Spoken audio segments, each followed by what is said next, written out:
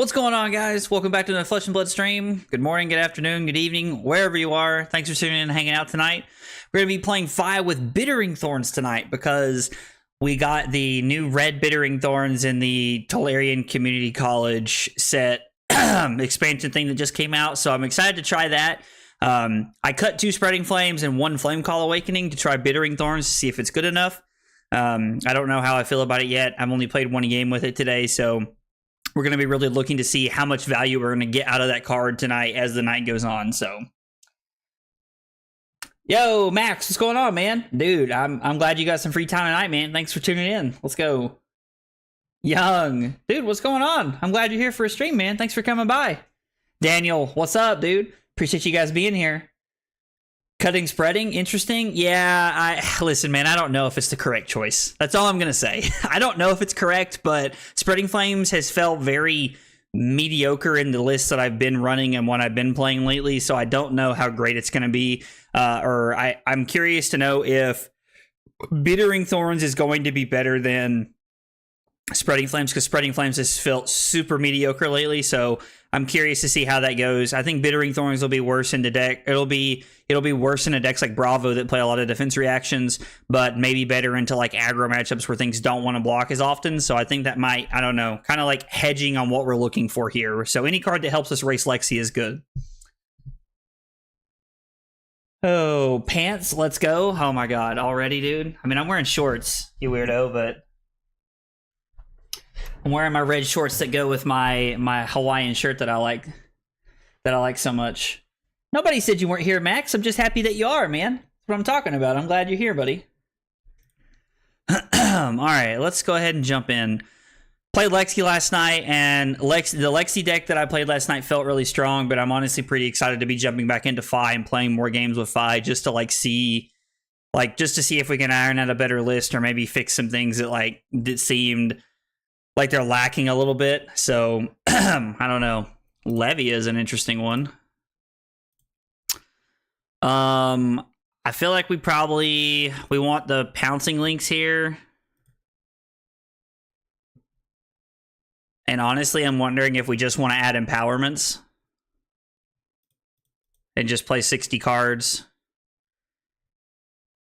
Yeah, let's try it like this. It seems like a race, and we want pouncing links to just try and play like super offense with here.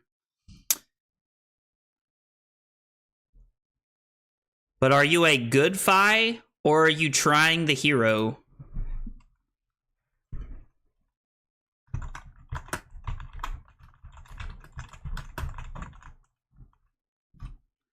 I've played quite a bit of Fi.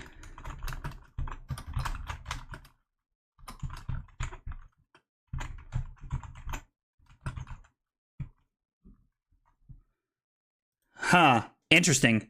What an interesting question there. Sounds reasonable to me. Yeah, I'm hoping that it feels that way I'm hoping that it still continues to feel reasonable as the night goes on.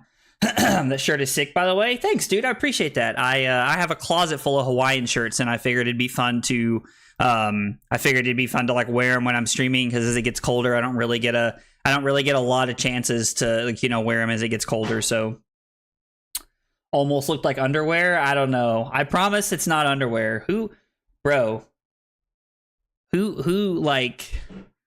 wears red underwear like that? That's like that loose. Not that's that loose though. I'm really struggling against Fi usually, so I'm trying to try hard to understand the matchup.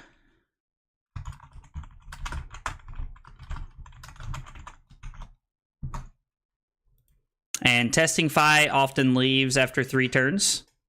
I'm curious to know why. I don't know. This will be interesting. I'm curious to see what our opponent's playing here. Massive shade. Yeah, our opponent's definitely having I'm having a weird interaction with our first opponent tonight. Not one that I was expecting, but so I mean, it is what it is. Sheesh, we're weird to say GG, have fun, LOL. Yeah, Daniel, you're absolutely right, dude. So try to be as serious as possible if you don't mind. Otherwise, I can also leave and...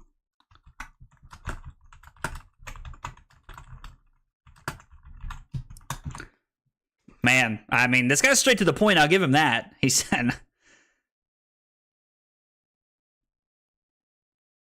And of course, if any advice on easy fix mistake, don't hesitate.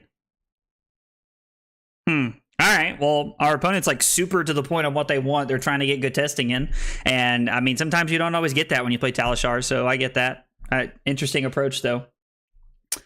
Templar, looking for advice on Asslander. Got a guy at my local armory that when they aren't running Weather Vanes, I can stomp him. But once those Weather Vanes go back, I get locked out. How can I side into it? Shoo! So, Templar, that's an excellent question, and I'm going to be honest, I haven't played against Weather Vane. I haven't played against Weather Vane Icelander a lot, and the couple of times I have played against it, they don't chain the Weather Vanes back to back to back. I'm only on 16 blues in my list because Weather Vane Icelander is not super popular. But I mean, I would say that going up, like if you're really looking to like try and beat a matchup like that, I would say going up, to like 18 or 20 blues might be helpful with that. I'm not entirely sure like what the most correct answer is for you in that spot. So, I mean, I think the Icelander is a very close matchup in general, and if I think if their Weather Vanes line up at the right time, I don't really know how you can sideboard to beat that.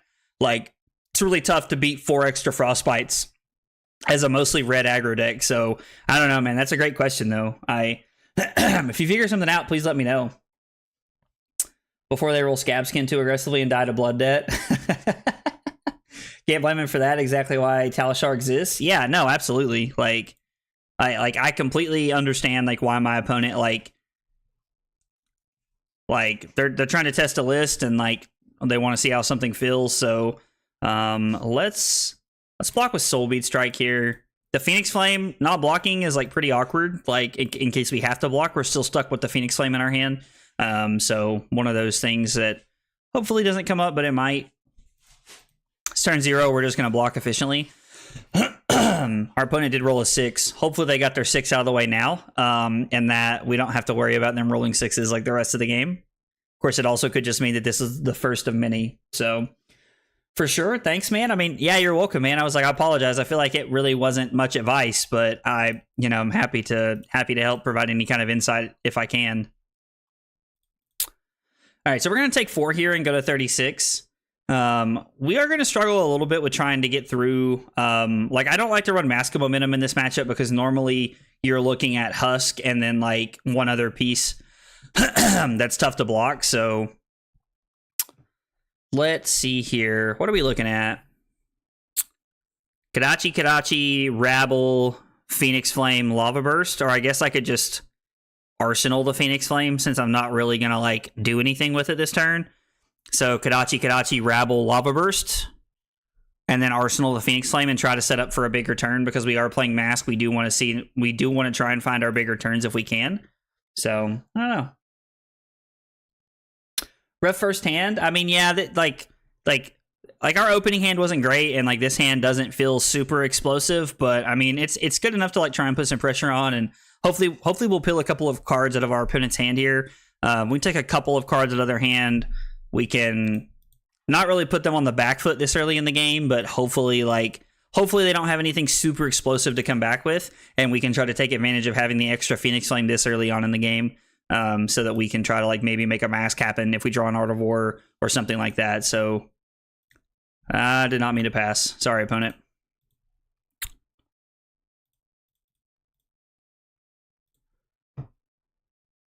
Yep. Our opponent goes to 38. We're going to come in with a Rabble. Hey, we hit a red. Let's go. Don't always do that on the stream, so I'm happy to see that. It helps run more blues if possible. Doesn't hurt to give it a try. I mean, yeah, so like I think like I'm normally on like 16 blues in the Icelander matchup, so I think maybe if you're on like, if you're on like 19 to 20, that'll probably help with the Weather Vane issue some. Probably also help you play around Blizzard. So if you're really looking to just try and get an edge in the Icelander matchup, I would say up your blue count. Because that, and I would say run as many 0-cost cards as possible. You run too many Spreading Flames, Mounting Anger, Soaring Strikes, things like that. You can get caught in an awkward spot pretty quickly. So, God.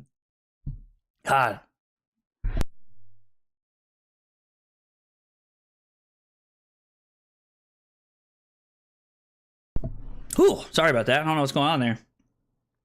Still learning Flesh and Blood. Is it common for Olivia to go Scab first turn? So a lot of these brute players that you play against, if they're playing Scab Skin Leathers, will activate Scab Skin Leathers on turn 0, because if they roll a 6 like our opponent did, it just opens them up to trying to strip more cards out of our hand. So a lot of brute players will roll the Scab Skins on turn 0, and they're just kind of saying, you know what, if I roll a 1, like, I'm not going to do anything, my turn's over, you know, oh well, it is what it is kind of thing. And that's just kind of the that's just kind of like how some brute players play. And so I don't think it's wrong on turn 0 at all. It seems like our opponent is like relying pretty heavily on scabs so far, so I'm curious to see how that plays out. It's not uncommon if they need a filter, no real downtime on turn 0. Yep, Justin basically just like, yeah, gave a shorter version of what I just said. So yeah, absolutely. E-pots are underrated? Yes. Max is absolutely correct. If you're looking to beat the Icelander matchup, you should probably be on 3 copies of E-pot, because E-pot is like super great at gaining resources while helping you break frostbites in certain spots. So I would say that if you're looking, I have 1 E-pot in my sideboard to help with the Icelander matchup, and it's also for Kano if we ever need it. But one thing that I think it would actually really help against it would really help against Icelander if you had 3 in your sideboard. So that's actually, yeah, that's Max with a really good call. Return of the original bop 'em. That's absolutely right, Ben. You are absolutely right, brother. You can bop 'em to your heart's desire, all on Twitch now, because we're back on Twitch.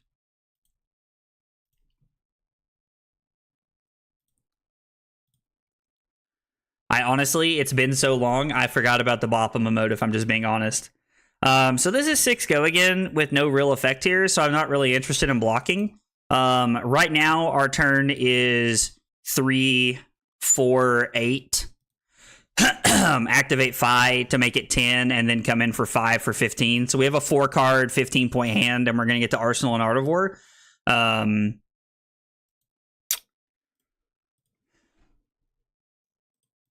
Our opponent might honestly consider giving us the Husk on the next turn here, or they might just consider activating Scowling Fleshbag, depending on what their hand looks like. So Scowling Fleshbag is actually a card that the Intimidate will actually get us at a certain time, and he'll probably wait for our Art of War turn before he actually decides to do anything with it. So we have to be careful about how we try to line that up and how that happens. That is actually a great idea. Yeah, E-pots are great. So, hey, did you hear that the Hissing Boys made the World Series? I did. I have a really cool cousin that happens to be a pretty big Diamondbacks fan who told me about that. Don't step on the snake. Snake step on you. Thanks for the advice, guys. The Icelander player here kind of has it out for me. Dude, I mean, if they have it out for you, it means it means you're pretty good, right? Like that's a great way to look at it, Templar. Like if somebody's gunning for you, man, it means you're winning on a high enough, like you're winning enough on a certain level that like people want you to lose. So I take that as a compliment. Like I would 100% take that as a compliment, but I'm also just a competitor, like through and through. It's just who I am, brother. We're falling behind pretty quickly here. Our opponents had a couple of good rolls off Scab Skins. Now the 6 just allowed them to take cards out of our hand.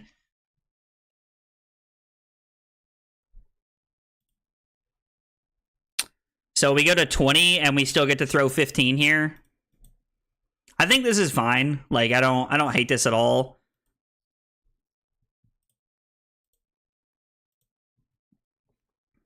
I like keeping all of our equipment block here as long as we can.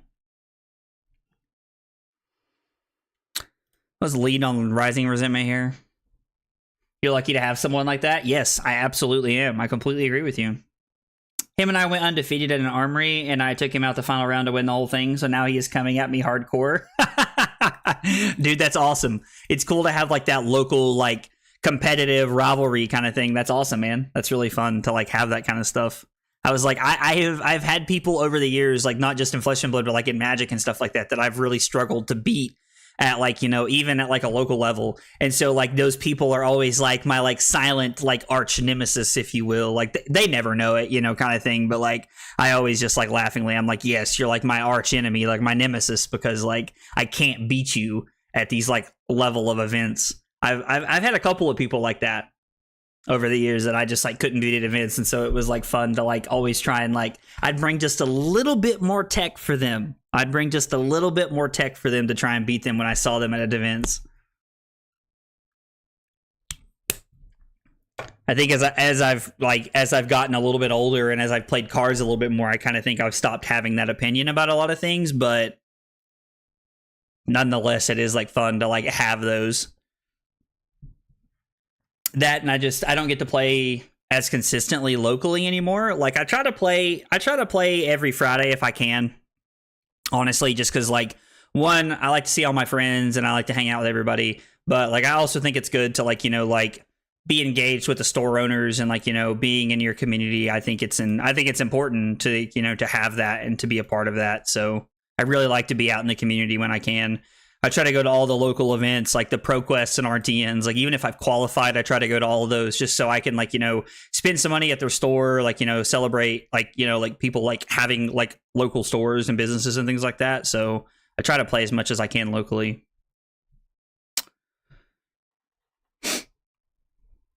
You gonna go to 17 or are you gonna give me the Husk? Because if he goes to 17, at some point we have to consider actually like just starting to Kodachi him and make his Carrion Husk worse to where it only blocks like a head jab or something. So exactly. I was like, well, if he's going to upgrade against me, I should do the same to even the playing field. Dude, absolutely, dude. Absolutely, man. 100%. I went X1 in every pre-release and lost to one guy every time. Dude, Max, I've been there, brother. I've been there. I have been that person for people, and I have had that person be there for me. Like, so I don't know how many of you guys like play Flesh and Blood that hang out in my chat, like used to play Magic back in the day, but like I played a lot of Magic. I started playing Magic and like card games as a whole in 2015. And when I started playing Magic, I'm gonna go ahead and arsenal this Art of War here, especially considering they showed us the Command and Conquer. But when I started playing Magic, there was this one guy at my local scene. His name was Wesley Reed. He lived about an hour from me, but I saw him at like all of like the like ProQuest level style things like RTN's ProQuest. And I could never beat this fool for the life of me. I mean, it did not matter what I did, how I changed my deck, I could never beat him. And so it was always like this like big thing to like, I wanted to beat him. Like I wanted to like, you know, like I wanted to beat him in some way. And so it was always like this like big thing that like I started bringing like extra tech cards to like try and beat this guy. So it's really fun to like, you know, to hear you guys talk about that. Cause like, you know, like now, like, you know, like I have that with some of the guys on like my team and like on our team and stuff like that. Like I'm always like, yeah, like I want to beat him or something like that. But this hand is also really weird. So my opponent's just going to go to 23 and then pass. This is really weird. I'll beat him one day. Dude, absolutely you will, Max. Everybody rises and everybody falls. It's just how it is, brother. It's just how it is. So let's just go ahead and play both of our Ancestral Empowerments here.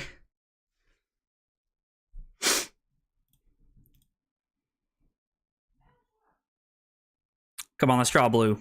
Let's draw blue. I mean,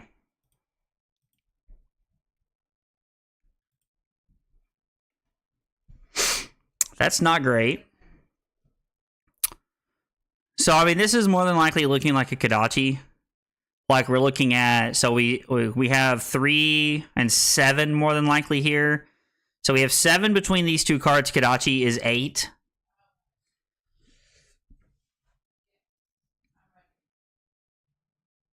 Or I guess we could have Bittering Thorns with potential on hit.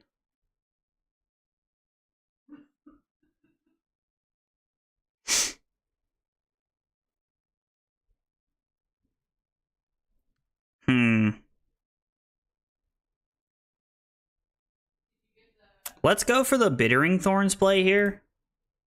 Let's pitch this to come in with Bittering Thorns, and we'll see what happens. The worst case scenario here for us is that our opponent like blocks with the Scowling Flesh Bag, in which case we're going to pitch our Ravenous Rabble to activate Furnace and then Kodachi here. Our opponent has a defense reaction, I assume. Yeah. I was like that or they just don't care. And I would be pretty surprised if that was the case, so let's just go ahead and come in for 4 here. I mean, hopefully it's going to be 4. Yep, there's a Bittering Thorns on top. We're hoping to find a blue so that we can make our Art of War play happen. I was really hoping to have a good enough hand at some point to make them get rid of the flashback here so that we could make our Art of War non-intimidatable. And I'm still kind of hanging on to that, like waiting for that turn. But the problem is that unfortunately I never know when that turn is going to come up. Like, I have to like really have a lot of pressure here. Yeah, I mean, we're just gonna pass here. Like, so we do have a blue. Okay, so they take a card from our hand.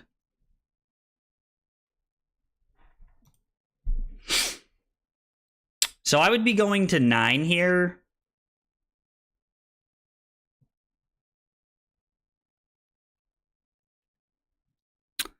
To take my Art of War turn.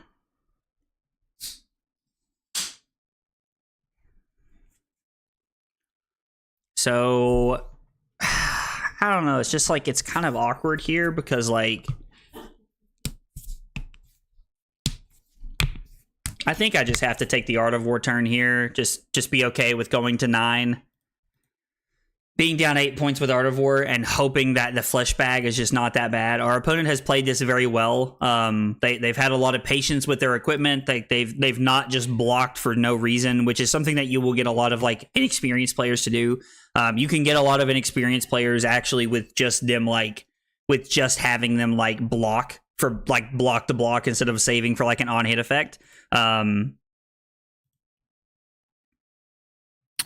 gonna buff and banish.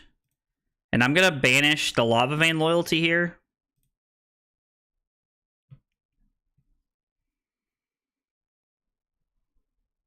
So we're pretty much just not going to activate Phi here.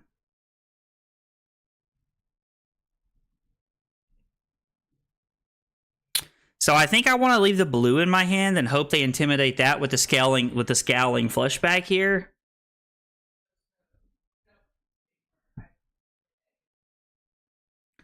Let's lead on Bittering Thorns and see how they react. Bittering Thorns is going to be for 5, which, I mean, they can just give a card in Fleshbag here if they want. They could give a card in Scabs. They could just give Carrion Husk here if they want. They are at 17, so Carrion Husk is getting to a turn. Like, we're getting to a point to where, like, they really need to get value out of Carrying Husk, because if not, we can just block effectively and then just throw Kodachis to try and like really maximize the value that we get off of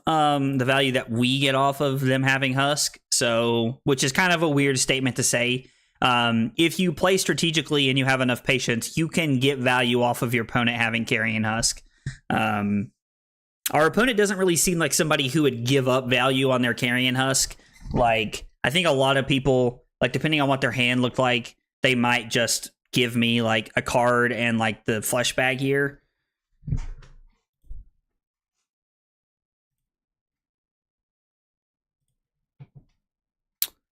Okay, so card and Scab Skin Leathers.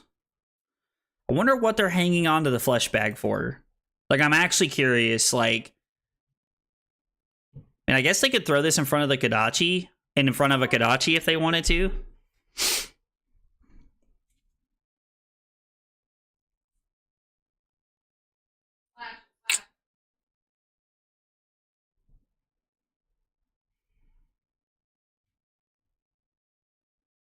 We're also trying to take as many cards out of our opponent's hand as we can here.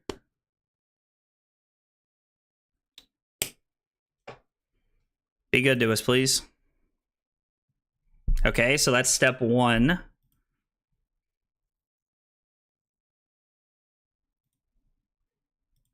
We banish the Snatch. Our opponent goes to 14. And now this is going to be for 6. So they're just going to give us Carrion Husk here.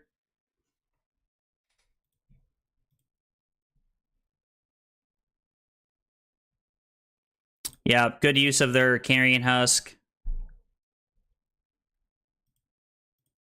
And now we're just going to be trying to use Mask of the Pouncing Lynx here to do whatever we can.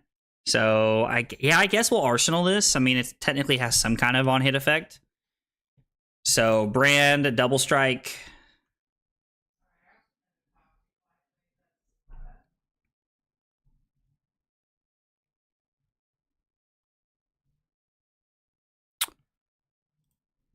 So, they have one equipment block left. If I block this, I take 4, go to 5, and then even if they come in with a claw, I can take 3 and go to 1, but then I do have to be worried about Reckless Swing. And I mean, Reckless Swing is like a card that Levia doesn't always play, but like it is somewhat common in their lists. And then we can go E-Strike, putting Mounting Anger on the bottom, draw a card, and then use Snaps to like try and get value out of it. They could also just have a 1 for 7 here, and if they have a 1 for 7, then like we're in pretty rough shape because we're just forced to block with multiple cards. Also needed them to like, we also kind of need them to like hit on their Blood Debt at a certain point. Okay, so they go to 17. Good play from our opponent here. So let's start with this. Let's draw a card and see what we hit here. I mean, this is fine. Because we have Kadachi, Brand, Double Strike. Like, we're going to be able to get multiple things here. We may not be able to play our Soul Bead Strike this turn, which is fine. I still think it was correct to Arsenal that. I personally think it was correct to Arsenal that because our hand would have been Soul Bead Strike, E-Strike, Double Strike, and Brand with Cinder Claw. We'd have had all the strikes in our hand. So, I mean, that would have been a flavor win, I guess. Our opponent's at 17, so like they can just take some of this damage here. Like we're not by any means looking to do something crazy here. I mean, I guess we could put enough pressure on our opponent here, but not likely that that's going to be the case.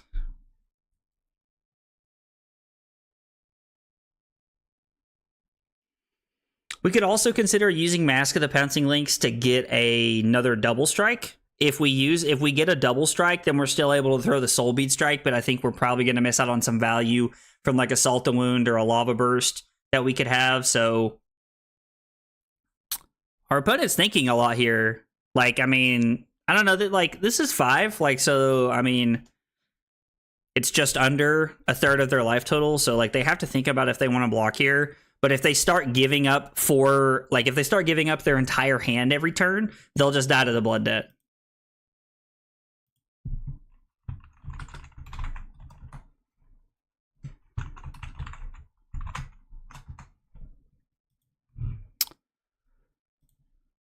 I figured our opponent was thinking.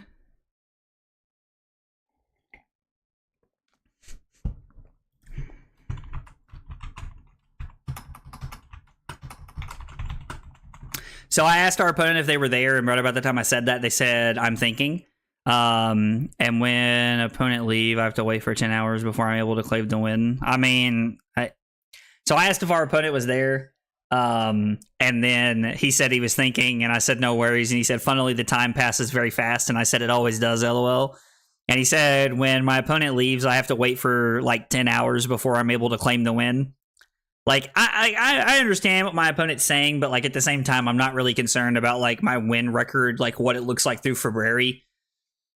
Like if you're looking at my deck and you look at like my win rate, a lot of those are games where like I was trying to get a game in during the middle of the day and like I had to leave to go to a meeting or I had to leave to go do this or something like that. So like I don't really trust I don't really trust the win percentage that you see on a lot of things. Like that kind of stuff like doesn't like really like get up at the top with me. Like that's not really what I'm going for. So we're just gonna go Kadachi here. Yo, what's up, Cheats? How are you, buddy? Although I have to admit, the crying face is a little interesting. Are you crying because I'm playing Fi?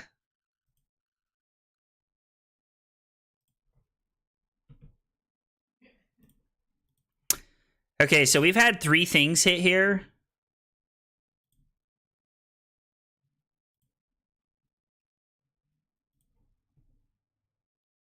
So let's go Brand for 3. I'm just going to turn on Mask at this point because at this point, Salt and Wound is going to be for an additional 5.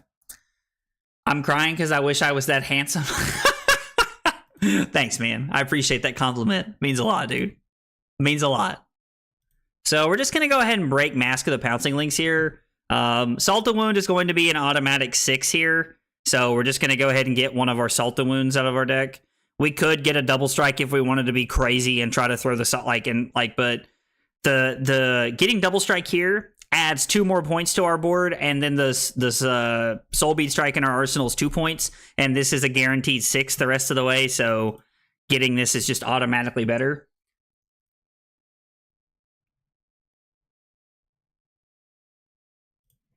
So let's go double strike for 1 here. And this is going to be our second Draconic Chain Link, which means we can add 5 to this. And then we're going to come in for 2 because of Salt and Wound here. Give him the salt. I'm just trying to get across the finish line, man. This guy's played very patiently here. And he's taking a lot of damage here. I'm very intrigued by what is going on with our opponent right here. I mean, maybe my opponent just has the, like the kill lined up or something. I don't know. And then what? This is going to be for 9? I mean, if you have a defense reaction, you take 1 and go to 2. It's been a very weird turn. This was a game that it felt like we were really kind of like just behind on, if I'm being honest. So our opponent goes to 1.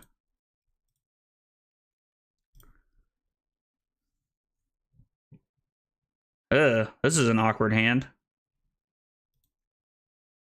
Okay, you'll love to see a 2, and then they re-roll for a 4. Was a wise decision for our opponent to re-roll right there.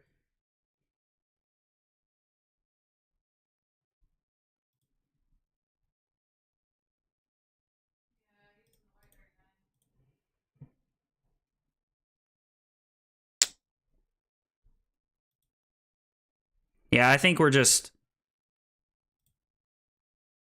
blocking 6 here.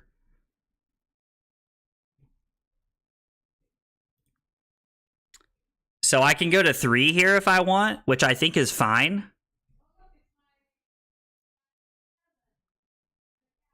I don't think they have another way to get go again. They also can't kill us with a Reckless Swing from 3, so that's pretty relevant.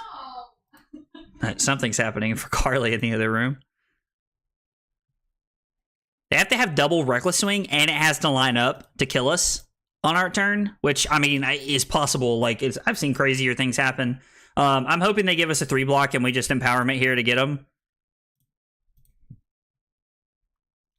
Like, I think, like, just, like, getting our opponent to 1 here, like, was just too good for us. It was a good game. Our opponent played very patiently. They used all of their equipment as well as, like, I think I've ever seen a Levia play against me on Talishar. But that was a well-played game from our opponent, and we were just able to cross the finish line. I think 5 was just too much. I mean, we played 7 turns, and we had an AVPT of 14 even. We threatened 82 damage. We threatened to let almost 12 damage a turn, and yeah, per offensive card was over 3, which is very good. That's exactly what we want. So, I mean, pretty good start to the night.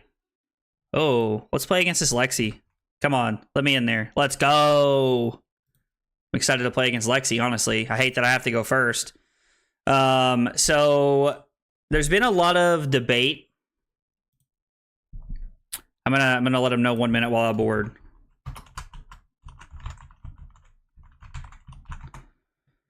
So there's been a lot of debate back and forth. Oh, that's right, Ben. Dab on him. There's been a lot of debate between like Mask of Momentum and Mask of the Pouncing Lynx, like not only with like people that I know, but also with people on my team. So I'm curious to know, like I've heard a lot of people in the chat say different things. So I honestly, I'm gonna be straight up with you guys. I don't know which one's correct. I really like Mask of the Pouncing Lynx because on like a big aggressive turn, it lets us get super aggressive and really put some damage in. And this is only going to be like a 3-turn game, 3 to 5 turn game. And I think Mask of the Pouncing Lynx just gets us more damage. But Mask of Momentum also forces them to block more. So, I don't know. And I'm a pretty big fan of cutting the Phoenix Flame and the 2 Flame Call Awakenings in this matchup and just playing 60. I think I'm going to keep trying it with Mask of the Pouncing Lynx and see how we do tonight. Really wish we had a Command and Conquer style effect to like punish our opponent here, but you know, beggars can't be choosers.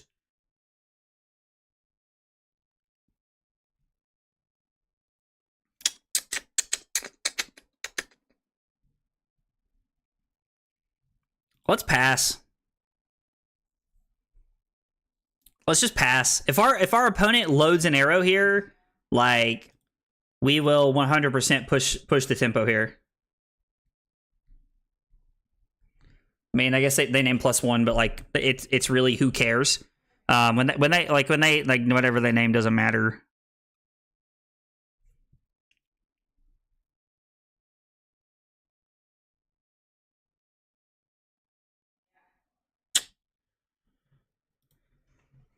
So let's push some damage here. I think we have a chance to like push through, if nothing else, like a solid 5 to 6 points here. We're gonna go Brand.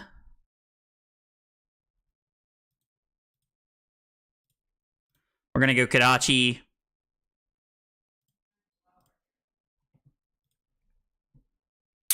And then we only have 2 Draconic Chain Links, so we're actually not able to throw the Bittering Thorns and get value off of it. So we're better off just to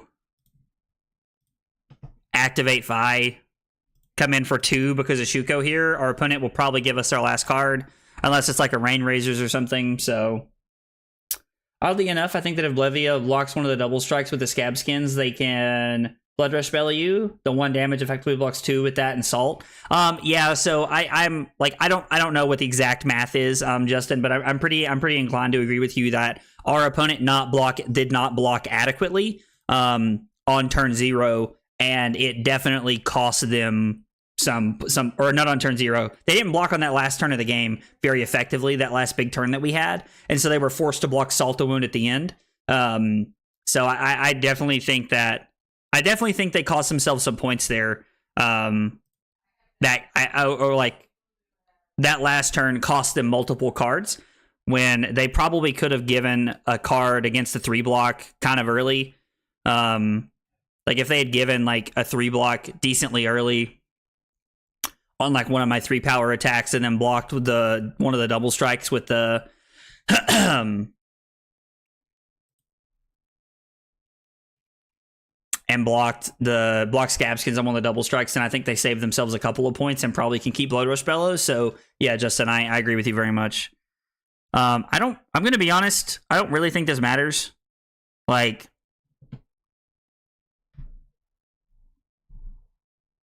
the difference in them getting this card back is them loading a 1 or a 0 here. But if I go to 36, they're still going to be left with 2 cards more than likely. So if I go to 36 here, let's tell our opponent we're thinking. We have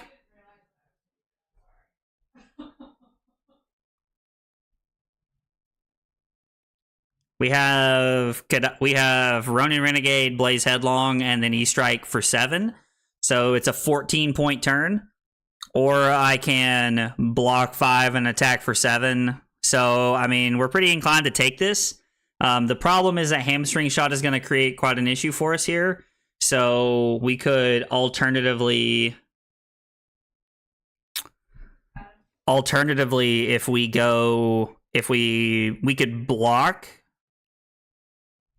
We only really get 1 card to block with here.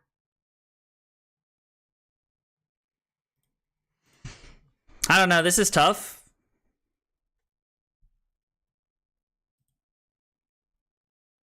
Okay, so the Rain Razors makes it to where it actually did matter, which is kind of funny because it's not something that I thought would come up. So now we have to decide if getting this, like letting them have this back, is actually worth it. And man, this hand is just really awkward, it feels like. Like I can block 6 here and then just come in for 4 and then leave them with 1 card, or I can go to 28 here and then I can block 3, 5, 7 and then come in for 7. So we'll like try to combat this a little bit here. So I think we have to go to 28.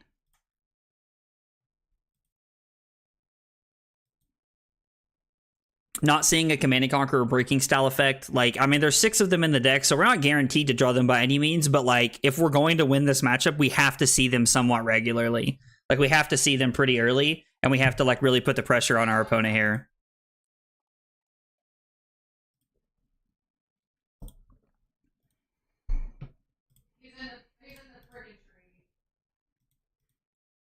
Also, not drawing a blue made that really awkward.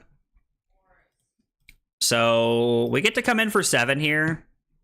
I mean, if we wanted to, we could draw a card and like try to snaps and like make some stuff happen, but I think we're just gonna have to commit to like taking one of their turns. They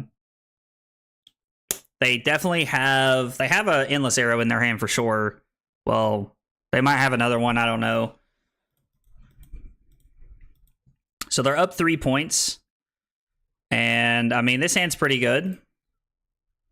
It's automatically looking like me taking quite a bit of damage here.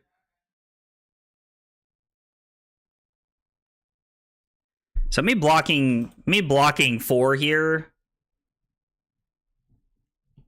it's actually pretty relevant.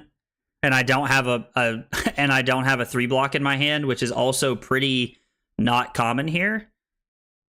So let's think of the best 2-card hand we can have here. Rising Resentment is for 3. I mean, this is 6 right here.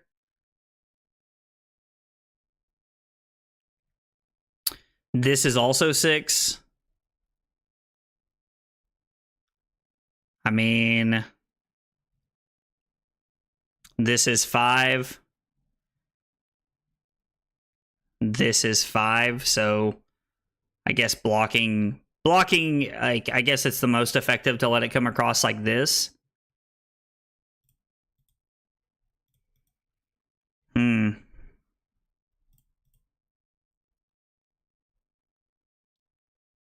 Okay, so we're essentially, I mean, I guess I could just block 5 if I wanted to here and hope that their 2 arrows are not that great.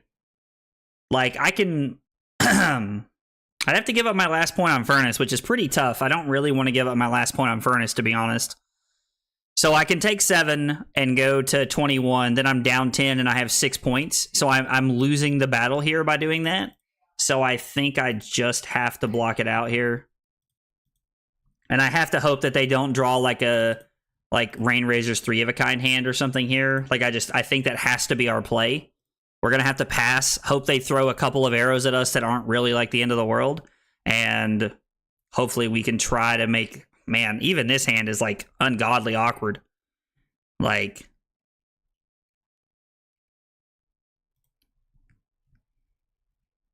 I mean, I guess the good news is that I can block 3. Like, this is a pretty free block here. Feels like anyway, unless they have like a Rain Razors. If they have a Rain Razors, then it's pretty bad for me.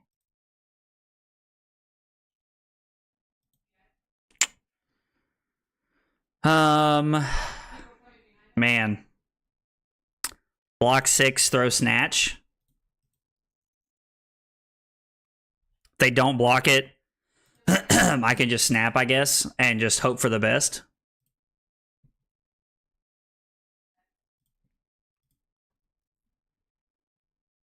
Like, again, this doesn't feel like a great play, but it feels like the plays we have to make. We've seen, like, what, 4 or 5 hands, and we've not seen a Command and Conquer or Breaking Point. So, I don't know, maybe we just need to... Maybe we just need to have a little bit of hope here. I mean, at this point, we're already blocking, so, like, we ultimately just need something to go right for us. That's really where we're at right now. We need something to go right for us. Okay, so we're not even going to get the chance to snap and try to make something happen. Glad that 3 of a kind's on the bottom. Okay, this is a pretty good hand here. Like, this is a pretty solid hand. They're probably going to...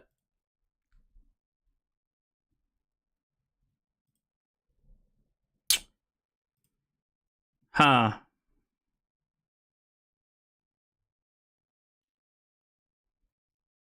Like, if I block 8 here, it's just not good enough. Like, I just actively have to block with my whole hand. Yeah, because I don't have a third 3 block here, so I'm either committing to taking 9 and then taking 7 again, which I do not like, Why not Warmonger to force the snaps out unless it's Falcon Wing and Arsenal? Are you talking about last turn?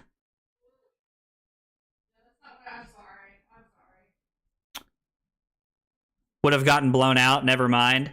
So, I mean, yeah, I mean, like, I guess, like, so the Rain Razors would have, like, played around that, but also, like, they still have snaps up, and I only really like to play Warmongers when it's actually, like, a blowout of some variety. So, that's mostly my thought process there. 3, 6, 8, 10. I mean, they're just gonna pass. Jesus, this is tough. I mean, I guess technically I could block 3, 6. I could block these cards, Double Strike and Shuko.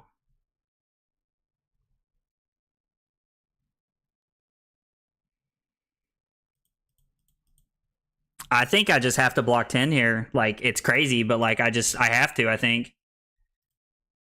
I can't afford to give them that back. If that was like a different arrow, like if that was like a hamstring shot, I would have just said okay and smiled and went my own way. Is that all the endless arrows? God, and a remorseless?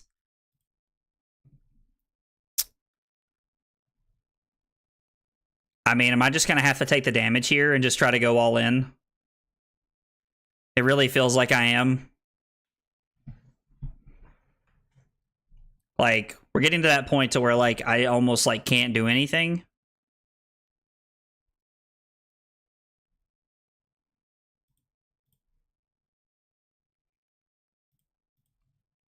Let's see if they play the Rain Razors here. Like, the Remorseless is a pretty good hit for them, but normally it's only a really good hit for them if I have a 5-card hand. And if I keep all of my cards, Remorseless turns into, like, a 1 for 10 or a 1 for 11, and, like, I've just needed them. Like, the hamstring shot they had was really well timed. The endless arrows have all been really well timed. Like, and I know that Lexi is like, this is why she's so powerful, because she has so many relevant on hit effects like this. But man, I would really like for her to just have like an off turn one time. Is this double remorseless? I mean, yeah, I'm just gonna take 3 here. Like, I'm not keeping any of my cards to just take 2 to play something. Like, I just need her to have 1 mediocre turn. 1.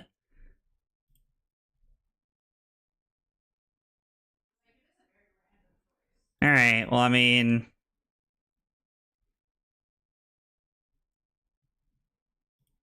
don't really care about that. I mean, that's damage. This is one of the arrows we've needed them to have. I honestly think we're still just like, I think we're too far behind here, maybe. I mean, we're down 16 points. Like, I need this to be like, yeah, like Searing Shot's fine. So they have a codex. Oh, man. I'm going to take 5 and go to 10.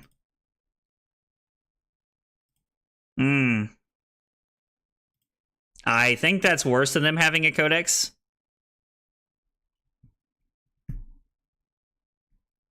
Jesus.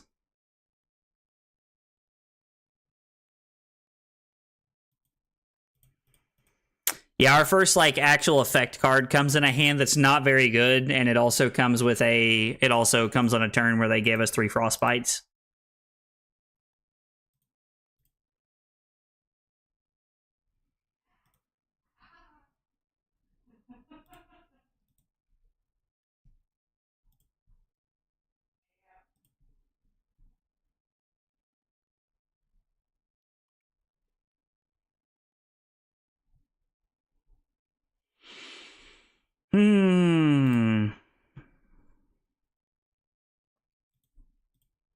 Yeah, let's do it. Let's go to 9, I guess.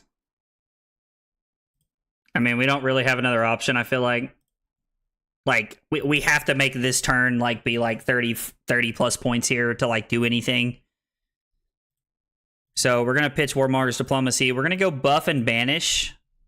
The Breaking Point has a lot of value here, but the Rabble has Go Again. And it's a 0-coster. I think maybe we just have to keep the Breaking Point.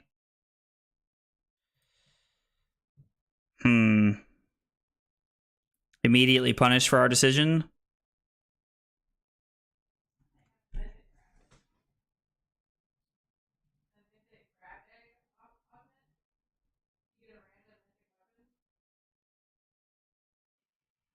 Okay, so let's think about this.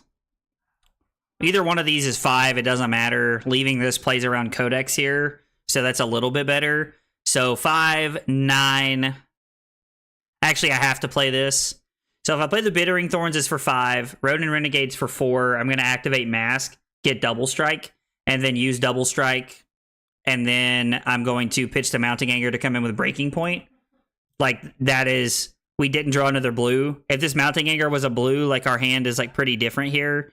But I think I had to keep the Breaking Point, if I'm just being honest. Like, I think the Breaking Point just had to be kept.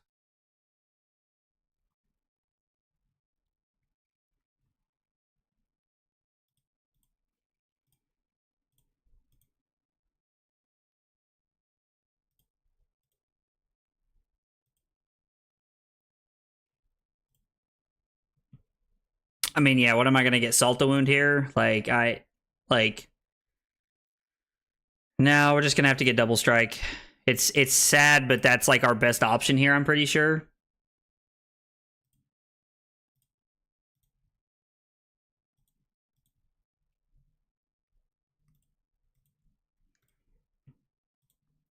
The best thing that could happen here for us is that they have a 3-block and a 2-block in their hand. And that way we get their arsenal no matter what here, unless they want to give us Tunic, which I guess is fine. Hopefully the Breaking Point is, like, just awkward enough to give us, like, all the tempo here. Because we literally need them to have 0 cards going into this turn. Like, we need them to not have a turn, basically, the rest of the game. But I'm pretty sure they just have a 3 of a kind in their hand.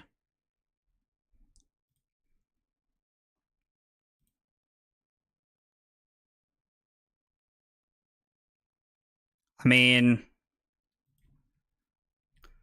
this isn't the end of the world. I guess having to block 6 really sucks here. Like, we really need to be able to block 5. And, like, playing Warmonger's Diplomacy is probably not going to save us from anything. So, we're just going to block 6. So, they did have a no block in their hand. Wasn't 3 of a kind, which I kind of thought it was based off the way they were playing that turn, but...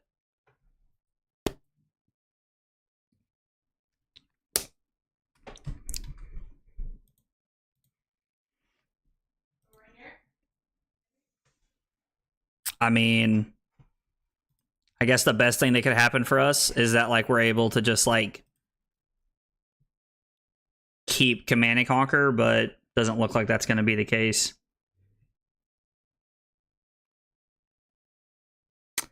I mean, right now, this looks like block with Command and Conquer, Bittering Thorns.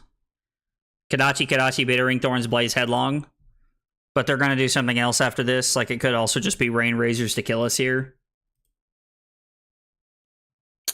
They get a 1 for 5 here, I assume. Doesn't really matter which one they get.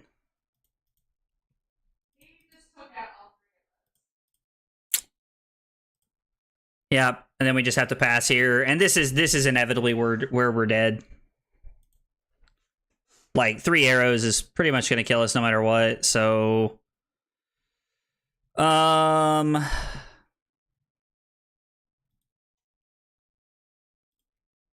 We'll just block 5 here. Die to the Rain Razors. Lightning Press. I'm pretty surprised they're running Lightning Press into me. I don't really understand why, if I'm being honest.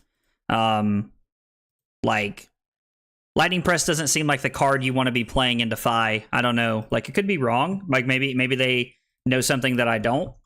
Like, but that was one of those games where, like, every single hand they had lined up against our hand. Like, every time I was like, oh, like, if I can keep 2 or 3 cards here, I can make something happen. And it just never lined up. Also, we never saw Command and Conquer, or we didn't see a Command and Conquer or Breaking Point in the first, like, 5 hands. Which is, like, kind of unlikely. Like, that's not a super, like, that's pretty uncommon to see. But, I mean, either way. Chili with beans or no beans? Oh, beans. Absolutely, dude. Absolutely. Beans all the way. How about you? What about you, Drew?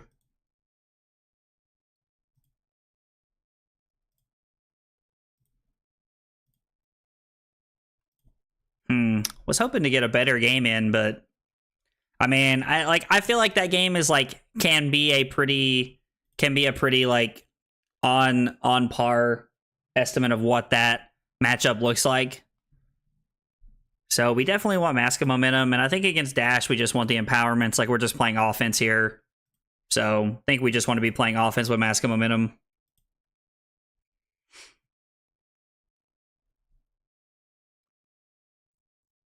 I think this hand's incredibly awkward.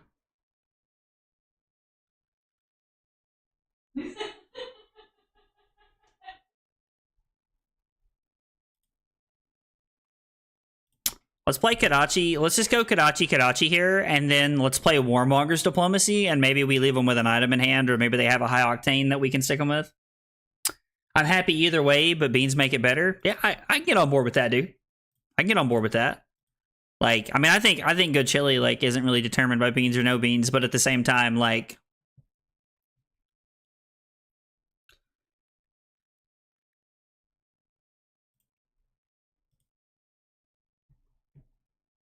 But at the same time, like, I also prefer beans and chili.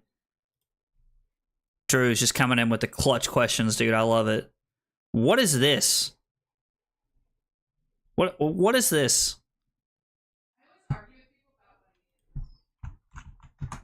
Well, we're definitely snipping tooling this one for the old Twitter feed.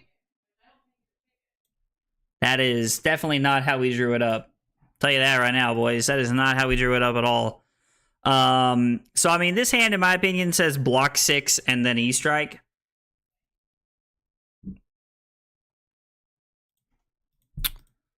So, all right, I guess it's block 9 and E-strike. I guess we could arsenal one of the Lava Vein loyalties if we wanted to. And our opponent does not boost there, so they're just going to be content with arsenaling their last card.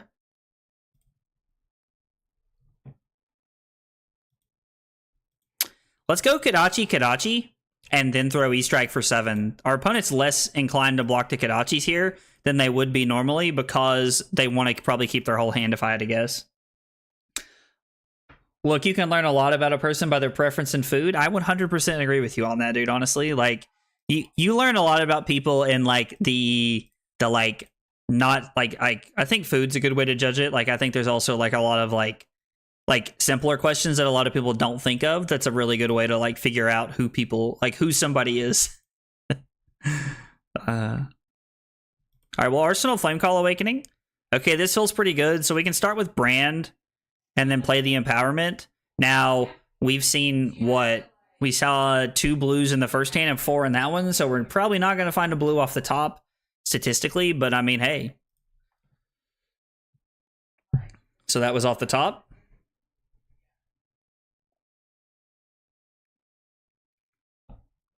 Our Dashio opponent is getting a little bit of time to set up here. We're not like pressuring them a super ton or anything. So 4 go again. I'm just going to take 4 here. They've already used their ability, so there's not going to be like any like haha boom grenades off the top or anything. Not going to be any of that nonsense today.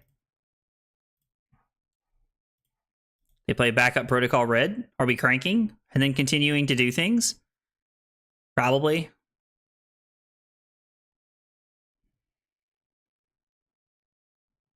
I mean, they have a 0 to 60 they could get.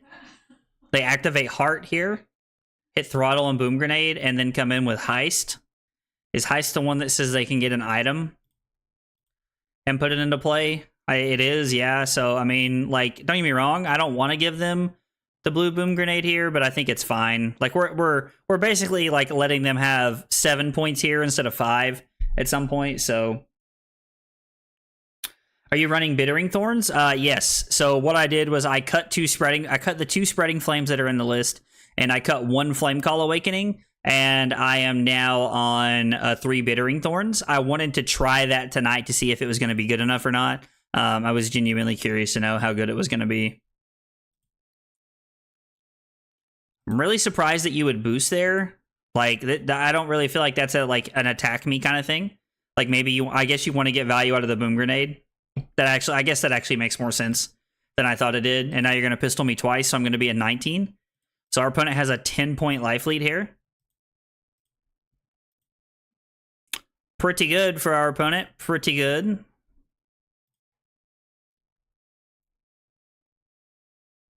So let's go Brand to start with here.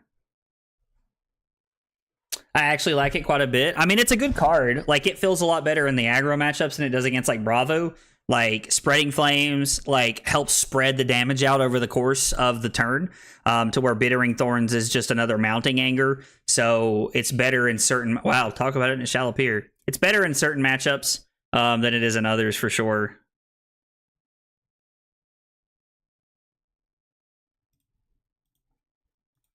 So let's play Flame Call Awakening. We'll get our other Phoenix Flame, and then we're actually just going to pitch it here. We're going to pitch the Phoenix Flame to activate Furnace so that we have Kadachi. There might have been some thought to actually getting value out of the Brand effect, but I don't really think it matters here. We have 3 Draconic Chain Links regardless, so like we're going to be able to activate Phi, so it's not really a big deal here.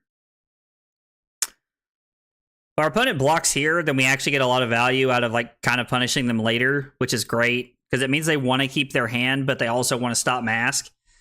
This means they really don't want to block, which means we might actually get the next one if we throw it at a breakpoint at the right time. And they're going to play Hadron Collider off the top of their deck. They pitched... Oh, so they just can't block. Their hand just doesn't block. Okay, then. Yeah, I love Bittering Thorn. I was like, I think it was Max. It was Max and Drew, and somebody else was telling me the other night that they really liked Bittering Thorn. I remember like we had this conversation the other night, and I remember thinking, yeah, like I really need to like try that out. Like I need to like make sure that like I want to see how it feels. And so tonight's kind of like my testing session for it to see how it feels and like if I think it's good enough or if I need to be playing something else. Not that I don't take your all's word for it, but you know, I really like to test those things myself and kind of see how I feel about them personally. Oh, they're going to give us Mask. Oh, boy. Ooh, a piece of candy. God, Carly says that all the time.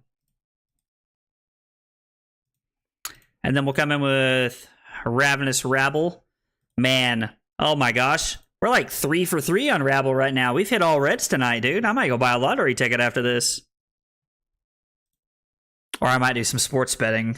That I've already done for the week. I got like a 4-leg parlay on tomorrow night's game on Thursday Night Football. It's Monday. So 6 because of the Hadron Collider. This hand's insane, so I'm just going to keep it. Oh, I got a block with snaps here. Yeah, it's fine.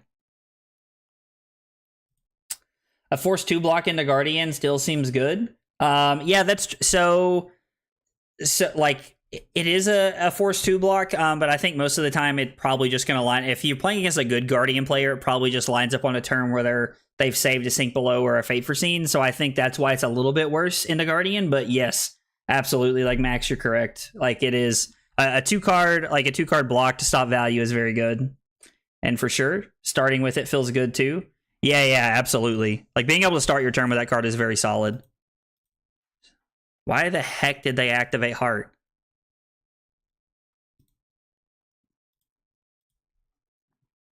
Them activating Heart there makes absolutely no sense. So we're going to buff and banish, and we're going to banish the Lava Vein Loyalty here, and we'll see what we find. Wow. Garbage. That's so bad. I mean, I guess it could be worse ultimately, but that's terrible. I don't like that at all. We're going to get like minimal value out of our Artivore here. I mean, I guess we can play one of them just to try and like get our opponent. Like, we'll just try to like get him here. Like with one of the Warmonger's Diplomacy. Maybe they have an item or two they want to play, or maybe they have a High Octane lined up. Ho, the old Tome of Fiendel there, big fella. Let's go ahead and activate Phi. We'll come in for 2. Not going to trigger Shuko this turn, sadly. You playing Lexi this weekend? Gonna be honest, I'm not sure. I probably going to play my Fi list just because I feel a lot more comfortable on Fi, and I feel a lot more comfortable into like the meta and like the other decks that that people are playing. Like I know the matchups, I know the deck really well. Even if it's like not as powerful as Lexi, I still feel a lot better on like the more of the specialization of Fi that I have than I do on Lexi. Our opponent chooses Peace. Interesting. So actually ended up not being bad there. Question mark face. So I don't know, Nathaniel. I'm still up in the air. You playing Lexi on Sunday? More than likely, you playing that or Dromai? Feels bad. Yeah, the drawing double Warmongers was a feels bad moment for sure. Warmonger's pretty decent. They can't play items. So I mean, Paneros, like it wasn't terrible. Like don't get me wrong. Like it wasn't like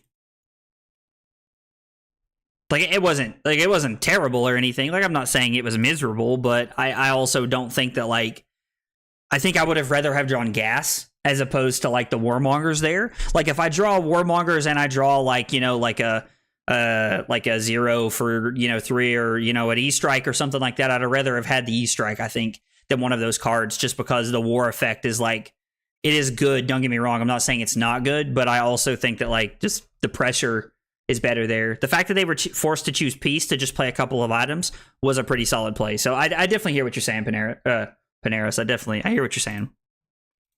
So let's go Kadachi. Probably don't feel comfortable in the mirror with Dromai yet. I mean, that's fair. Like, I think the mirror is like a very hard strategy to play, and I think that there's a lot that has to go into that. So I think that's a very like a poised decision of you to make, is to say that like, you know, you don't feel comfortable enough on that overall. So I think that's a very respectable thing to say. This hand pops. Yeah, Max, this hand feels pretty good.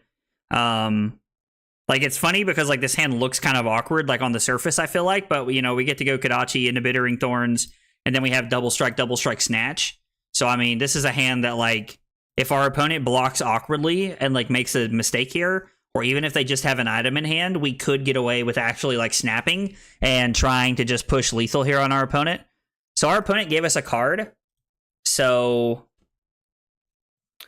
let's see. Do we have any Draconic Chain Links this turn? No, we don't, actually.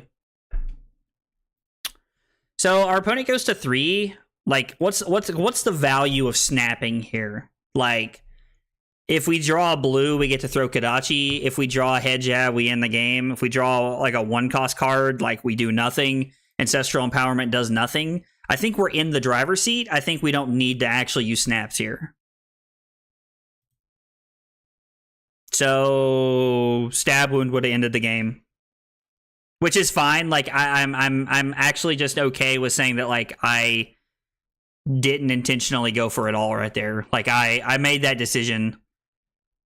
Like I made that like decision. And this is a hand that gets every single card out of our opponent's hand here. Even if they play a Boom Grenade off the top, we're still fine. Like I was like, even a red one puts us to 5. And I'm just going to block this. Our opponent definitely should have cranked the Boom Grenade so that they can have an extra action point here. Don't know why they didn't, honestly. That was pretty weird. So I'm just going to go Ronin Renegade here for 3. This takes a card out of our opponent's hand. Rising Resentment for 3. This takes a card out of our opponent's hand. And if they have multiple items in hand, they're just dead. Or honestly, if they have one item in hand, they're just dead. Unless if they have a blue item and they have a backup protocol on top, they're actually able to buy back a blocker here. Ooh, so they're actually not dead now because this does not kill them. Was that 3 Draconic Chain Links? So, I mean, I guess technically, if they have an item, they're still dead. Yeah, so they have an item, they're still dead here. GG, thanks, man. I was like, we're trying to end it here. We're definitely going to get him next turn. I probably could have used the Art of War to like try and end the game there, but rather just play patiently, I think. And then I'll just go ahead and give them the mask here. We're never going to hit mask. So what do we get? 1 mask trigger this game?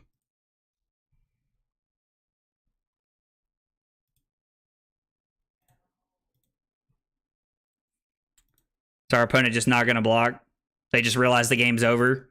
Okay, so GG. Thanks, Max. I appreciate it, man. So right there, we were going to go Kadachi, and then we were going to go Brand, in which we were going to go Empowerment, Art of War to end the game. So even if our opponent was blocking out there, we were still going to end the game. All right, let's see. 2-1 on the evening. Got to get my deck link here one more time. Copy deck link to clipboard. Yeah, there's not a, I don't see a, I don't currently see a Lexi there. If I ever see a Lexi, I'm just going to jump into the Lexi game and just play against them. So let's play Bravo here. I don't know why my Bravo matchup has Mask of Momentum in. That's definitely not correct. I did not fix that correctly. So take out Art of Wars, bring in Sinks, Breaking Points, and Ancestral Empowerments. This is the game plan. Bop 'em. That's right, Ben. Bop 'em. Bop 'em good. Bop it. Push it. Pull it. Whatever the heck Bop It said back in the day.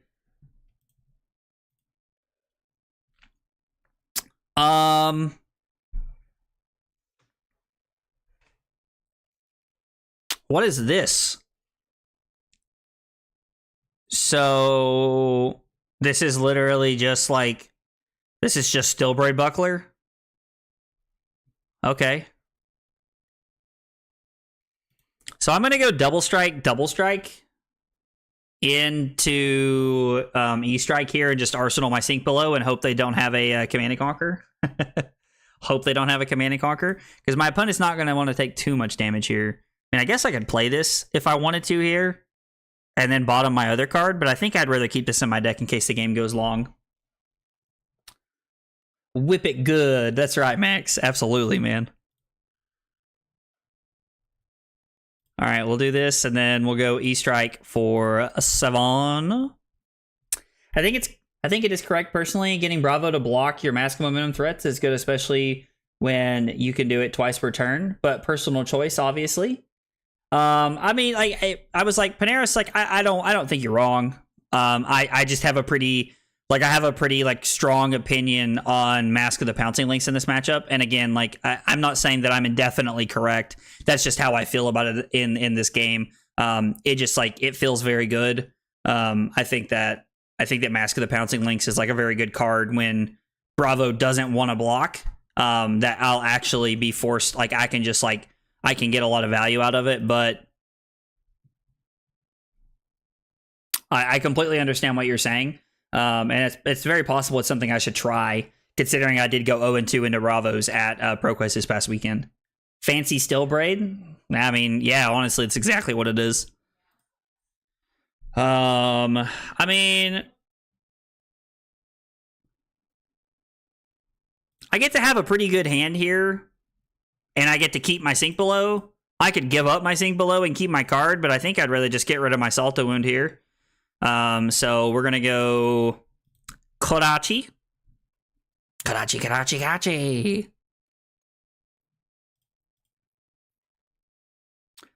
Using Mask of the Pouncing Lynx versus using Mask of Momentum does actually allow our opponent to keep their equipment until they feel like they want to use it for something. So that's one of the downfalls for it, is that if Bravo wants to like keep hands and actually throw it back at us, they're going to be forced to, if we're playing Mask of Momentum, they're forced to give us equipment much earlier so that they can so that they can stop the odd hit effects. Boulder Drop is a cool card.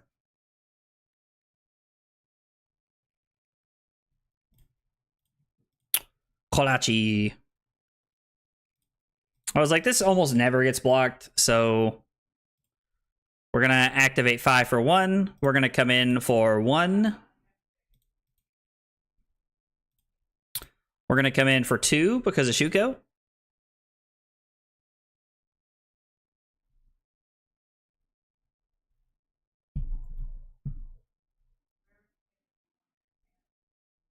Okay, our opponent gives Crater Fist here, which is probably a pretty good block. Like, I think that's a pretty fair block here. And they obviously want to keep their hand, so... Rabble, Kadachi, Breaking Point is a pretty solid hand. I mean, that's a 2, 6, 10, 15 point 4-card hand. Hopefully, barring that the Rabbles are actually 0 for 4s and not like... Barring that the Rabbles are 0 for 4s and not 0 for 2s. Yeah, Bravo has so much armor now that it's like why Mask Momentum seems counterintuitive, but they love throwing it in front of to prevent early and late game, and they won't have it. Yeah, no, I mean that's 100%. I think that's definitely like the reason if we're going to be doing it for sure. So this is a disaster. The commanding, like, they probably have the pummel here. They would have just given a card here if they didn't have it. So I'm gonna block 6 and just hope they don't have it. Like, if they do, they do. There's nothing I can do about it. Wow, did we get out of that one? Maybe they wanted to threaten it? I don't know. We're just gonna throw the Rabbles here. Yeah, so we block 6, we're gonna attack for 8 now. I would have liked to have had the breaking point here, but again, I think this is fine.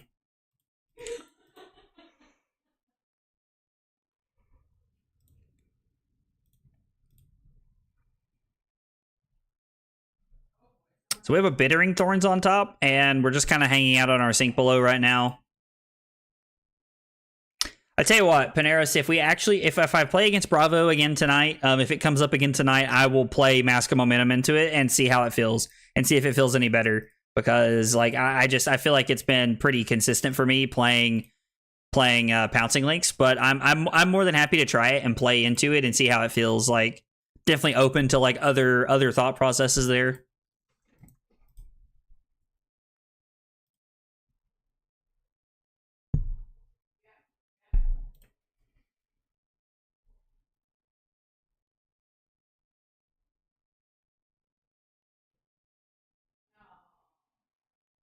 I mean,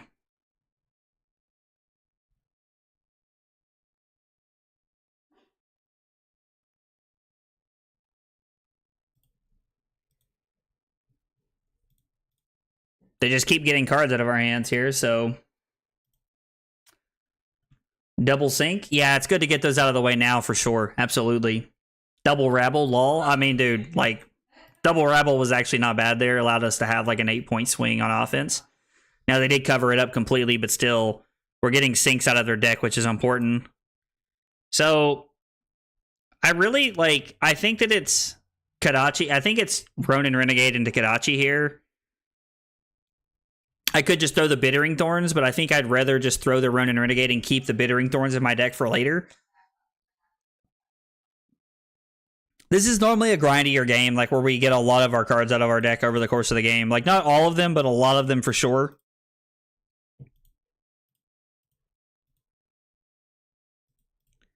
Yep, our opponent agrees to go to 33. Death by 1,000 cuts.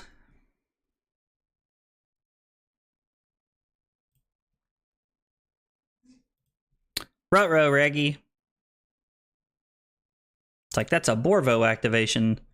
Block. Soul Bead Strike. Bottom the Mounting Anger. And then sink below, bottom the Mounting Anger.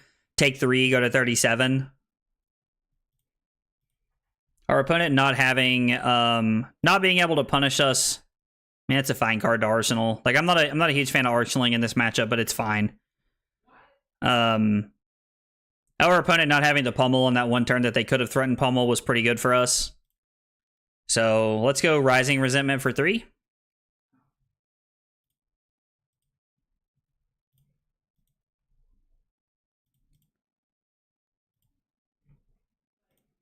This is for 2. I mean, they want to keep their hand, so part of me honestly kind of just wants to like activate Pouncing Links here and just get like a card and push through damage, but I think we should probably wait. Let's just take our 10-point life lead. Arsenal Arc. I mean,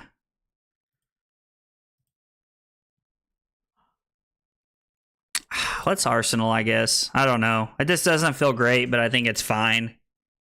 Just need them to not have like a Spinal Crush or something here.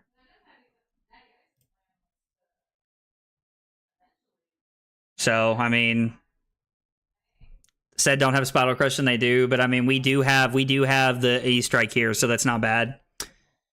2 CNC gone already. Arsenal is quite free. I mean, it is, but I'm trying to like be consistent and stick with the strategy. But I hear what you're saying. I agree with you. It is pretty open to this point.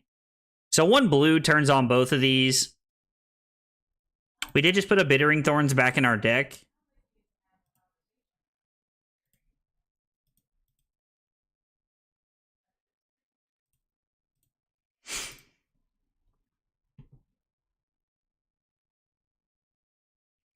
So I'm going to go put Snatch on bottom, buff Power, and then I'm going to activate Furnace. I mean, I guess I could just hang on to my Bittering Thorns. Like, there's no reason to get rid of it here. It's not really like it's like ending, like, you know, like rocking my world or anything by getting rid of it here. Like, keeping it for a better turn is probably just a good play here. Okay, so our opponent covers up. We keep our 3-point life lead here. We haven't really had a great hand yet. I mean, and this is another example of what I would call a not very good hand.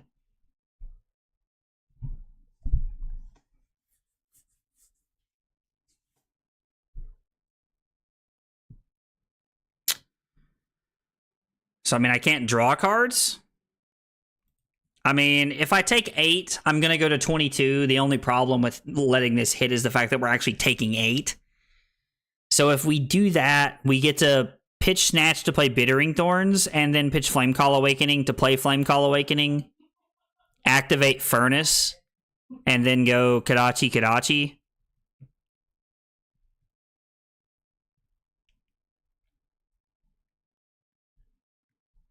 Or I guess the other play I could make is to pitch Snatch, go Bittering Thorns, pitch Flamescale Awakening to activate Furnace, play Flamescale Awakening, get Phoenix Flame, and then play Phoenix Flame, activate 5 for 1, because I'll have 2 Draconic Chain Links, and then come in for 2, and then Arsenal my Sink Below. And then when I'm waiting for an E-Strike later, I have 1 more E-Strike in my deck. That's when I can actually get back one of my Phoenix Flames and put it into my deck, knowing that there'll be a Flame Call Awakening later for me to search with, and I won't need it until later because this is the only other copy in my deck. So I think we're okay to go to 22 here. Can't draw a Phoenix. So you're searching your deck. This actually says draw cards. So we're not, like, the text on the card doesn't actually say drawing cards. So we're searching. So it's a little different there.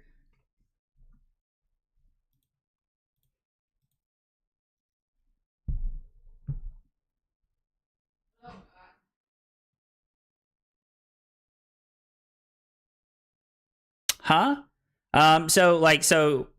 So Young, if you're asking, so like the text on Cranial Crush says they can't draw cards during their next action phase. If you read Flame Call Awakening, it says when you attack with Flame Call Awakening, if you've played another red card this turn, you may search your deck for a Phoenix Flame and then reveal it and put it into your hand. You're not actually drawing a card. You're searching your deck for a card, and that is technically considered a different instance of what we're looking for here. So it checks on the search, or Cranial Crush checks on draw, not the search. So it's not actually hurting anything. So we're going to get to put the Phoenix Flame in our hand right here. I was just surprised.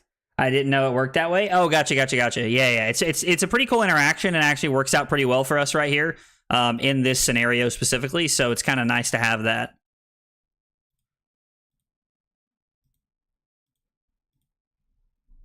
And then we'll come in for 2, put our opponent to 21. And then we'll Arsenal our Sink Below. We'll go Snatch and then Flame Call Awakening here. I mean, this hand looks like Sink Below something. Put our Warmongers on the bottom. I mean, I guess if we really need to, we can block with Warmongers and then Sink Below.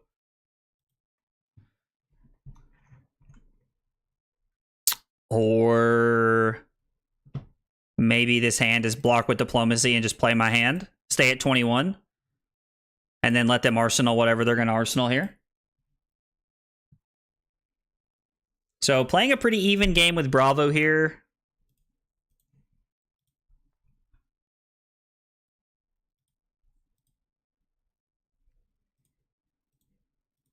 So let's come in with Brand for 3 and see if they block. How many sinks have we seen? We've seen all 3 sink belows, so the question is now, are they playing Fates? A lot of Bravos are on Fates. Most of them are on 3. If not, they're on 2 or some number.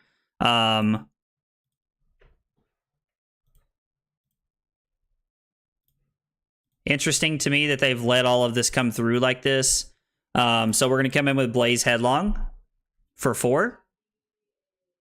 If they let this hit, we're definitely going to break. Mask here. Yes, we're going to do this, and we're going to get a... Oh, we blocked with both our Salto Wounds so far? I guess we have. Yes, we have. Okay, so we're going to get a Lava Burst here for sure. So we get a Lava Burst. Activate Fi. Ah, no. And then we come in for 1 with the Phoenix Flame. And then we're going to throw the Lava Burst for 6 because of Shuko.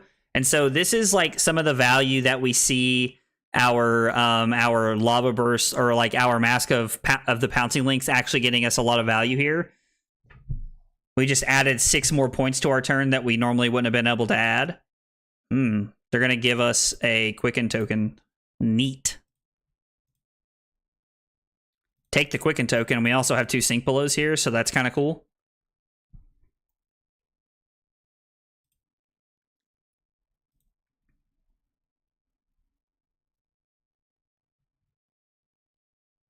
Ah, so they did this because even if I have this here... Yeah. So...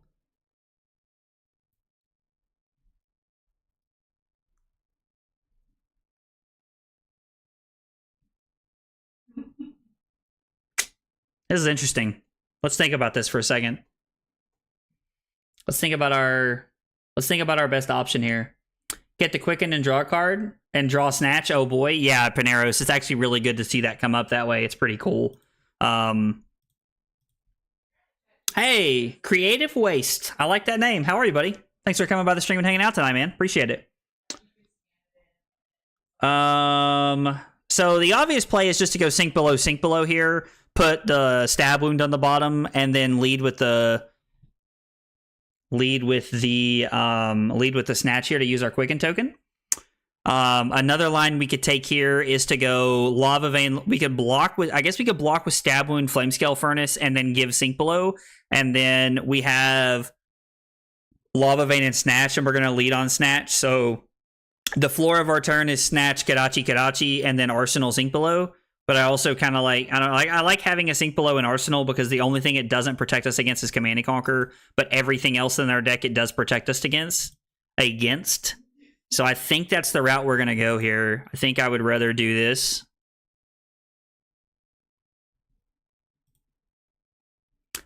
And then they'll probably give us another piece of equipment here. I could have put the Lava Vein on the bottom, I guess, to try and find like a better option here. So, I don't know.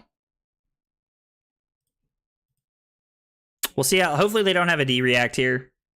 Doing pretty good. How are you? I'm doing well, man. Thanks for asking. I appreciate it. We got this? Heck yeah, we do, Max. That's the spirit, man. You love to hear it. You love that kind of like positive attitude. So our opponent gives us a card and that. And now our opponent's like getting kind of low. So our opponent does have to be like a little careful on how much damage they take because they're now at the point to where like won't be long before Kadachis are just threatening lethal every turn. So we're hoping to like really get value out of that. This is an interesting hand. Ancestral Empowerment might help us push through a little bit here. Them dominating Bravo pretty early is pretty scary though.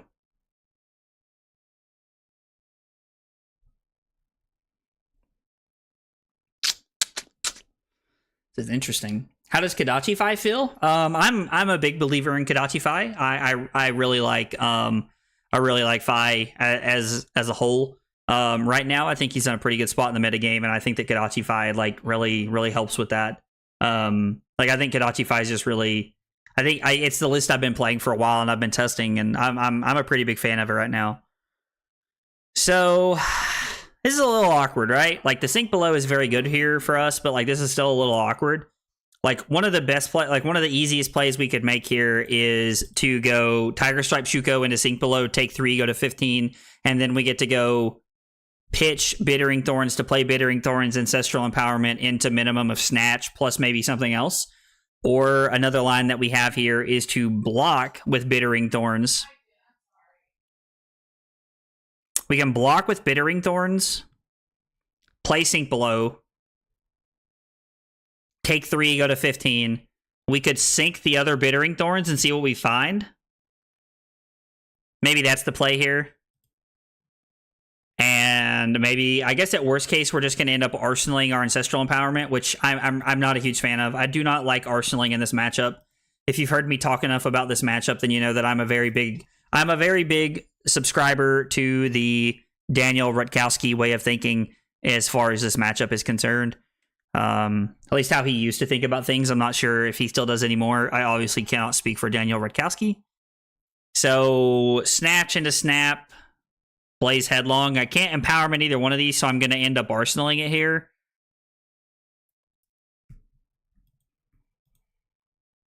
I think this is probably our best line here. Nice, I just started about a month ago, so I haven't seen Kadachi 5 before. Oh, okay, that's awesome, man. Well, dude, welcome to the game. I am glad that you're here playing. Man, I really wish I could Empowerment this.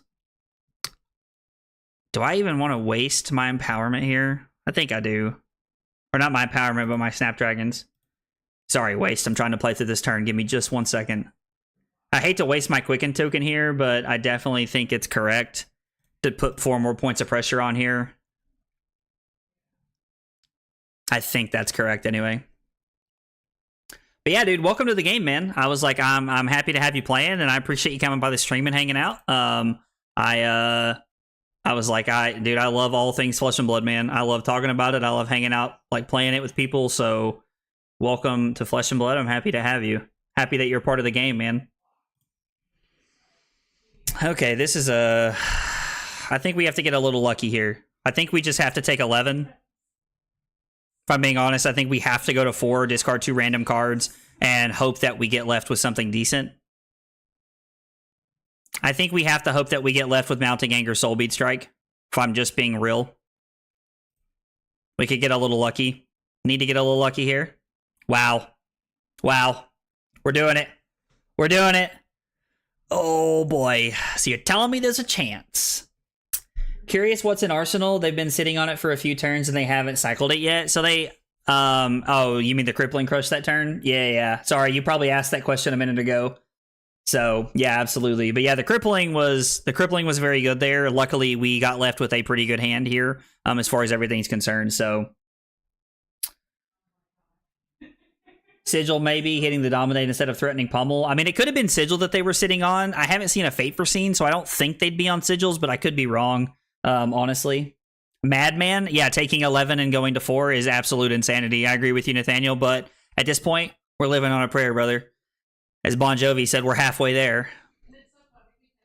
Playing around with Bright Light Stash, Database, and Blitz right now. My wife and I play Blitz daily now. Dude, it's a blast, man. Once you get into it, man, you get hooked. I don't know if you and your wife are like big card gamers or like you've played games before, or if this is like your first TCG you're getting into. But either way, like Flesh and Blood's great, man. I played Magic for years before I got into Flesh and Blood, and like it's so much fun. Like, it's so much more, like, skill-based, in my opinion. Like, there's a lot that really goes into Flesh and Blood. And, like, I really enjoy it. I play it a lot. Probably a lot more than I should, if I'm being honest with you. But it's, like, Flesh and Blood's awesome, man. Once you start, dude, like, once you start playing, man, it'll be tough to walk away from. Trust me. It's like, trust me on that one. I've played MTG since 8th grade, and I'm 32. Oh, dude, that's awesome. So you've been playing cards for a while. I was like, so yeah, I haven't been playing cards quite that long. I'm a little bit younger than you, and I haven't been playing cards quite that long, but I have been playing cards for quite a while. So hitting the Blaze Headlong there was absolutely insane, by the way. I didn't talk about it, but hitting the Blaze Headlong there was absolutely insane. For anybody just like... Not only did like they not block for 6 right there, they decided to take a point of damage there, and then they ended up taking 2. Or no, did they block for 3 on the first chance? They only blocked with Crown of Providence, so they were going to take 2, then they took 3, and we drew a 0 cost 4 attack go again. Was insane. Like, such a lucky draw. Just in case anybody's wondering, I know like some people probably think I'm always talking about bad beats, but like that was an insanely lucky draw. So next time I'm griping about that, somebody remind me of this moment. Oh man. I love Flesh and Blood. Such a great game with an awesome community. Oh, dude, everybody that plays Flesh and Blood is absolutely amazing. That is like something you will hear me talking about on a super regular basis. I love almost every single person I have met playing Flesh and Blood, dude. Like every single person's great, from locals to like far away that I've met, like people from other countries, like even people that I've met that like I have that language barrier with, that it feels like I can't really communicate with them super effectively. They're still super nice to me, man. Like everybody's great that plays Flesh and Blood. Like every single person's great. 10? What are we 10ing? I'm sorry, Max, I'm confused. Are you saying like that drawing that was an absolute 10? Because if you're saying that, then yes, it absolutely was, brother. Can you explain a little bit about the value of cards, please and thank you? Yeah, sure, man. So Logan, like when we talk about cards, like when I say like a 0 for 3, like I'm talking about like a brand with Cinderclaw. So like this card has a 0 cost value, as you can see in the top right hand corner of the card, and then the bottom left it has 3 power and it blocks for 2. So my opponent not there anymore. I don't know if they're thinking or if they're not there. They might have gotten angry and left because my draw was so good, honestly, and I truly don't blame them. Down goes Frazier. That's right, Nick. That's right, Nick. In the first round, we took him down. Hell yeah, that's right, Max. I could not say the same about MTG. Yeah, dude, Magic players are a little salty. I know that feeling all too well. It's Magic players are a different breed, brother. I'm going to give my opponent about 30 to 60 seconds here before I claim victory and we move on with our lives. So Logan, kind of what I was talking about there is, so like when I talk about a 0 for 3, like Bram with Cinderclaw at red is a 0 cost attack that has 3 power and 2 defense. So it's just better to attack with it because it attacks for more than it blocks with. Now, if you evaluate cards like this, at some point you will lose games because sometimes it's just better to block. Breaking Point is like an interesting card because it's a 1 for 5 with Now Go Again. It blocks 3, so it blocks very efficiently, but it also has an extremely important Rupture effect, which is really good against a lot of decks that like the Arsenal, like Lexi and Azalea. So a lot of the cards that are in here are built for things like that. Sink Below is a generic defense reaction. It's just made for it's honestly just made for like blocking effectively and doing things like that. So if you're looking to like learn more about like the value of cards and stuff like that, not to like plug my own content or anything, but I actually have a short that is about more efficient turn cycles.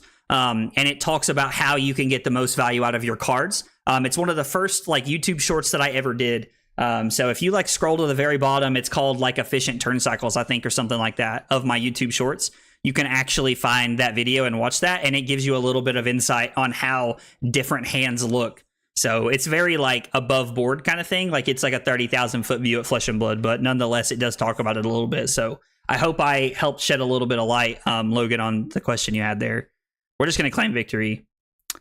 I mean, 12.2 over 11 turns with blocking as much as we did. Not bad. Not bad. I can live with that. 3-1 on the night so far. All right, let's see. Yo, Smurf, what's going on, brother? How are you, man? Dear Divine. I like that name. That's cool. How are you? Thanks for hanging out tonight. I played my first Armory last Wednesday, used someone else's Bolton deck, fought Kano first round, and the Kano player was so nice, he explained everything he was doing to me. Haha. I threatened lethal with him at 6, and he Kano'd me. Yeah, brother, that happens a lot when you play against Kano.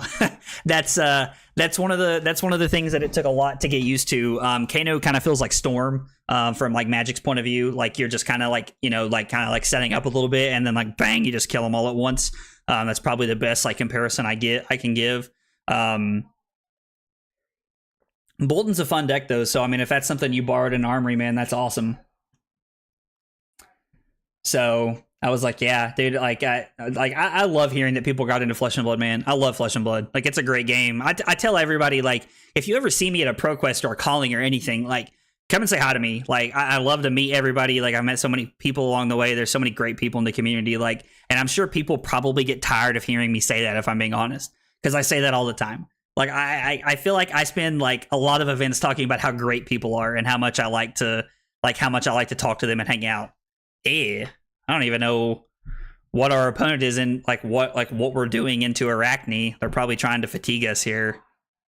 God, they're like Mask Momentum's never gonna hit here. This is gonna be absolutely terrible. So let's go empowerments here.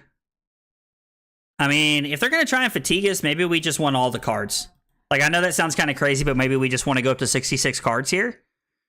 Like, if 66 cards, if our opponent truly is trying to fatigue us, they won't be able to with 66 cards.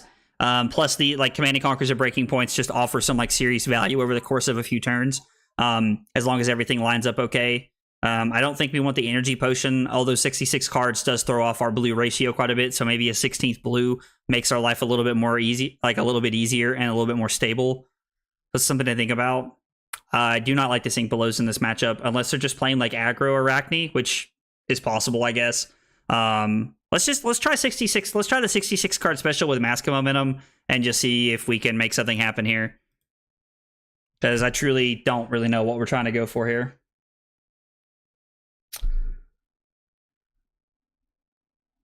I think this Bravo has Borvoed. Yeah, they definitely did that game. That's for sure. Definitely not going to block Spider's Bite here. We have Warmonger's Diplomacy that we can block with if we need to. Bop him. That's right, Ben. Bop him. Bop him real good.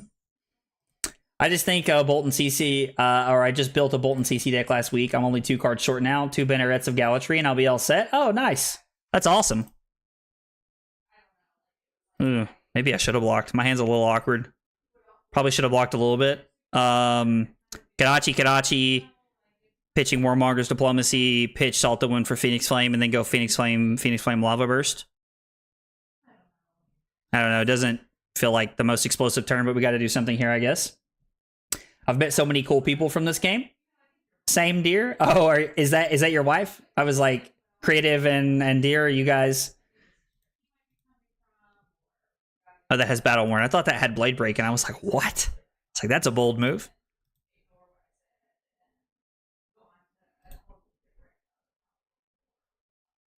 Oh, saying their name instead of saying, like, dear. Like, I completely misinterpreted that right there. That one's on me. That's my bad. This is going to be for 0, but I think we need to make this happen. Maybe I just throw the Lava Burst for 6 right here. And then Arsenal the Phoenix Flame. Actually, I think that's just a better play. I mean, I guess they have like Leave No Witnesses and cards like that, so we could get a little blown out, but I think Arsenal the Phoenix Flame is fine, because it's not really a card that's like looking to like... It's not a card that's like that if we do get like our Arsenal blown up, it's not the end of the world, so... Hit hard and throw Lynx. I probably should have played Lynx. My gut was telling me to play Lynx, but I just wanted to try like this like... I wanted to try Mask of Momentum against this kind of deck and see what happens. So this hand's looking pretty good. I mean, if this is just for 7, this is a great turn for us because we have our Art of War set up with a 5-card hand. Oh, go again. Oh, I don't like that. Was really hoping that was the end of their turn. Sag. Eradicate, huh?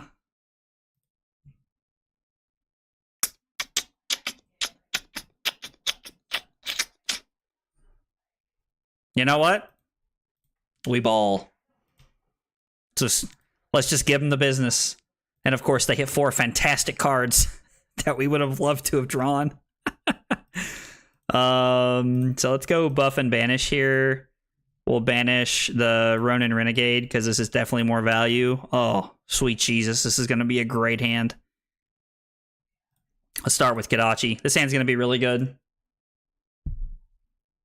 You live in the South, Aggro? I get that question a lot. I do. I'm from Tennessee. If you're from the States, Waste. I'm not sure like if you're from the States or not. But yeah, I live in I live in Tennessee. I always like when we go up north and stuff like that and like travel for like events and stuff like that, people are always like you're from the South, aren't you? And like in 2019, I went to London and hung out for I went to London and was there for I went for Magic actually. And while I was there, I remember one of the people, like one of the residents in London that I was talking to or whatever, they were like, "You're from the bottom part of the States, aren't you?" And I was like, "Yes, I am from the bottom parts of the States. You are correct." I'm from Tennessee. I thought so. Oh, we can recognize each other, dude. That's awesome. That's awesome. Are you East or West Coast Tennessee? Because I mean, we can both live in Tennessee, and I know you're well aware, live like 8 hours from each other. So, or I guess you could live in Middle Tennessee too. Like the state's that big. So, I just want mask. Leave me alone. Karachi, Karachi. Okay, so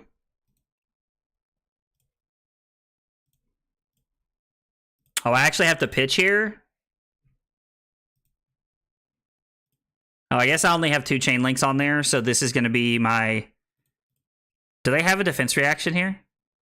Wow. Very good turn for our opponent there.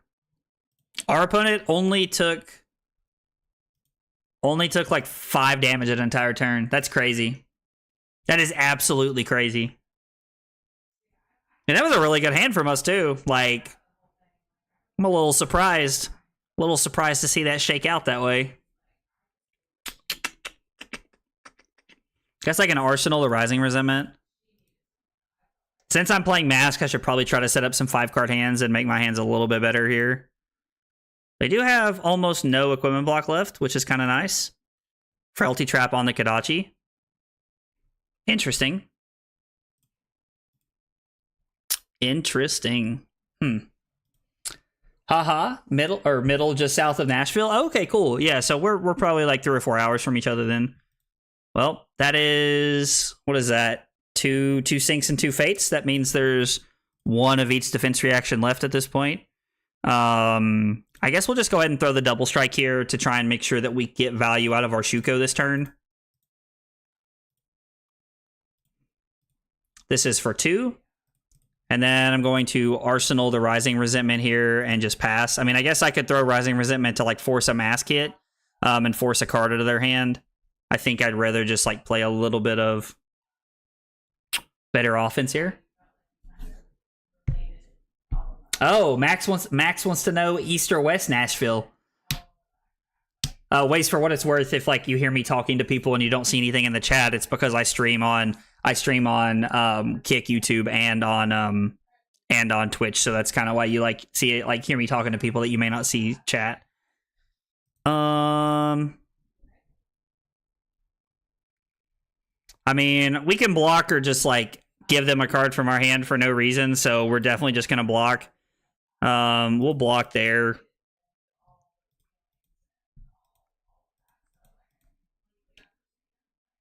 Block the Surgical here. We are like, I mean, at a certain point, like enough Kadachis will get us there. We just have to keep tempo. I'm gonna push the Rising Resentment here. I held the Empowerment for the Rising Resentment because this has an on-hit effect that might actually matter. If we draw into like a 1-coster or something like that, we can actually banish something and make something happen like this. So this is the 2nd Draconic Chain Link. We're not going to banish anything. And we have both of our Phoenix Flames, right? Yep, absolutely. So this is perfect because we get to come in here for 4. If our opponent doesn't have a defense reaction, this is very, very awkward for them.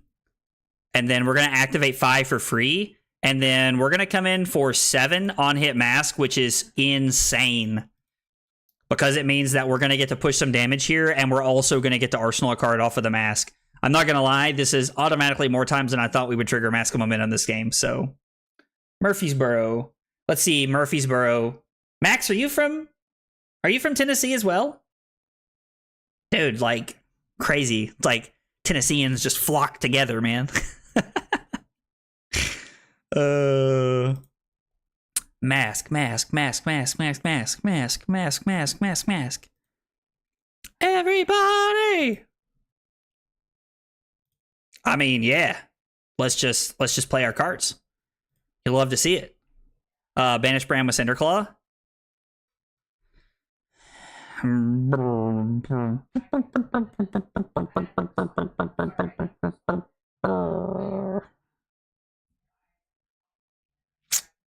This is an interesting hand.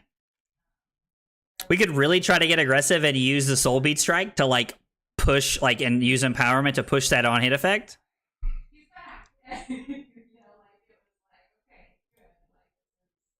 Let's just lead on Kadachi's here and see what happens.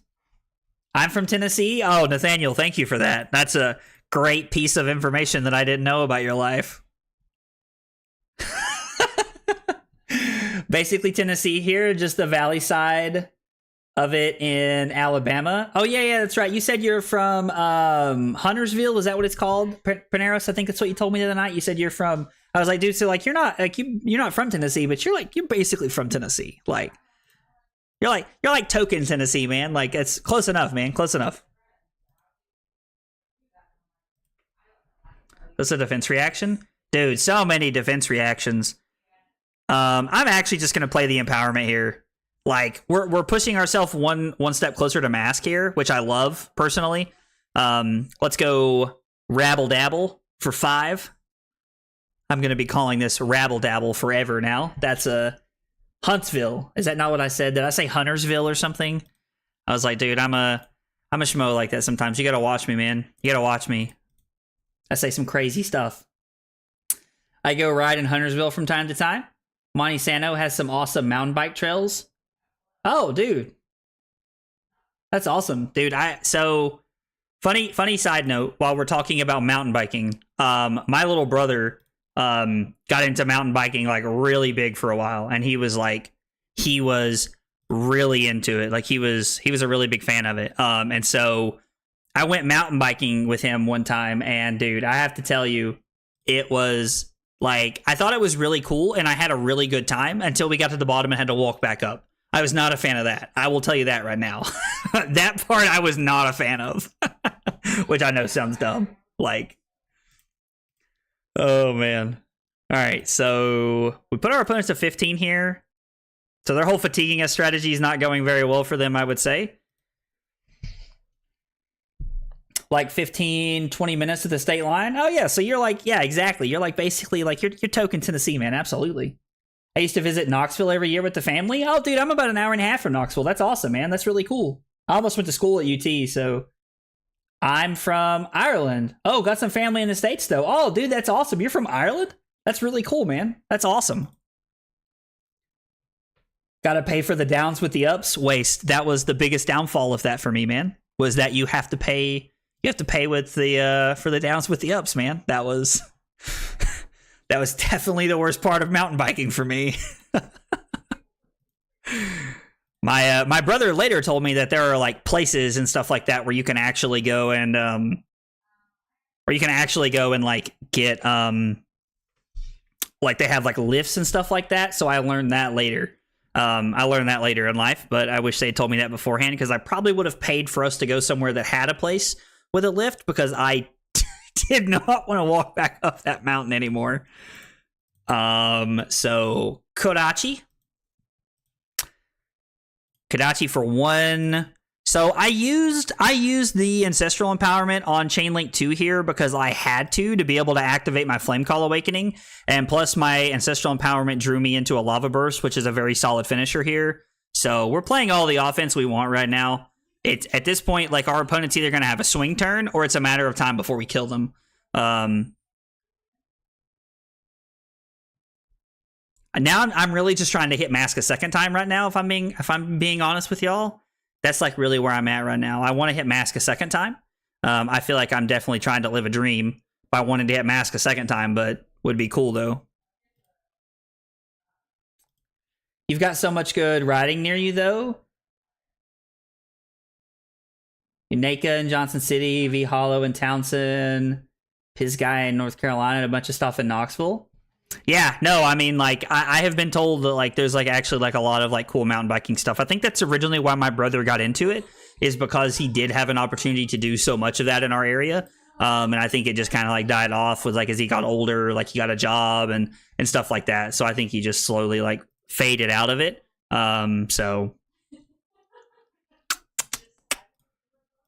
So the first play I see here is Kadachi, pitch our second Salta Wound for Bittering Thorns into Snatch, which is, again, like a pretty good hand. We're pushing quite a bit of damage here, and Snatch has a pretty relevant on-hit effect. So,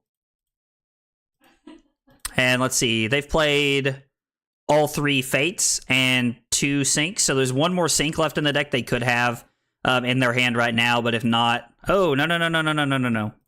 Sorry, clicked too many times. Tell our opponent sorry here. I did not mean to click that many times. Unfortunately, sometimes I get going a little bit too fast and click through things on accident like that. Thanks so much, man. Yeah, Logan, absolutely, man. I was like, sorry, I know that, like, the video, like, you may be looking for something a little bit more in depth or, like, you know, like, or more in depth. And, like, if you want me to, like, sit and talk about it some more on stream, like, I'm happy to, like, towards the end of the stream, like, happy to, like, you know, pull up some cards and kind of talk about some things if you want. I was like, I just, like, I feel like I talked about it, like, as much as I could without really, like, disrupting the flow of, like, playing games and stuff like that. So I hope the video is helpful. I made the video... I made the video, like, you know, to, like, try and, like, you know, help people who had questions and as they were getting into the game and stuff like that. So I hope it was beneficial. Hand seems okay, but not great. They're playing yellow Annihilate the Armed. That's, like, really weird to me. I don't know. Could be wrong, though. Getting dragged off to play some Return to Moria aggro, but I will definitely be back. Well, thanks for dropping by, man. I appreciate you hanging out tonight, man. It means a lot. I appreciate it. Pull up 3 of a kind and tell them why it's BS. I mean, 3 of a kind is BS. I am pretty inclined to agree with you on that one. I'm not a huge fan of 3 of a kind. I really don't like 3 of a kind. I mean, I guess we could just let this hit. Like, I can give Warmongers and Furnace, or I can just lose the top card of my deck. I haven't seen a Codex yet, but they're probably on them if I had to guess. Let's just take 4 and go to 23. I think the extra couple of points that we'll push here will probably be worth the card we're going to lose off the top of our deck. Or I guess the 2 cards we're going to lose off the top of our deck now. I mean, Rabble and Command and Conquer are good ones for sure, so you hate to lose those. But yeah, dude, 3 of a kind is definitely obnoxious. I don't think anybody would argue with you about that. 3 of a kind is not fun to play against at all.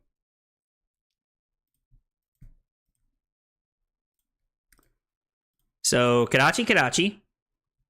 2 silver will let them get back their Mask of Perdition, which can honestly be a little bit annoying because we do only have 27 cards left in our deck. So, I mean, it's worth noting that they might, they might be able to run us out of cards given enough time, but I don't think so. They're already at 7.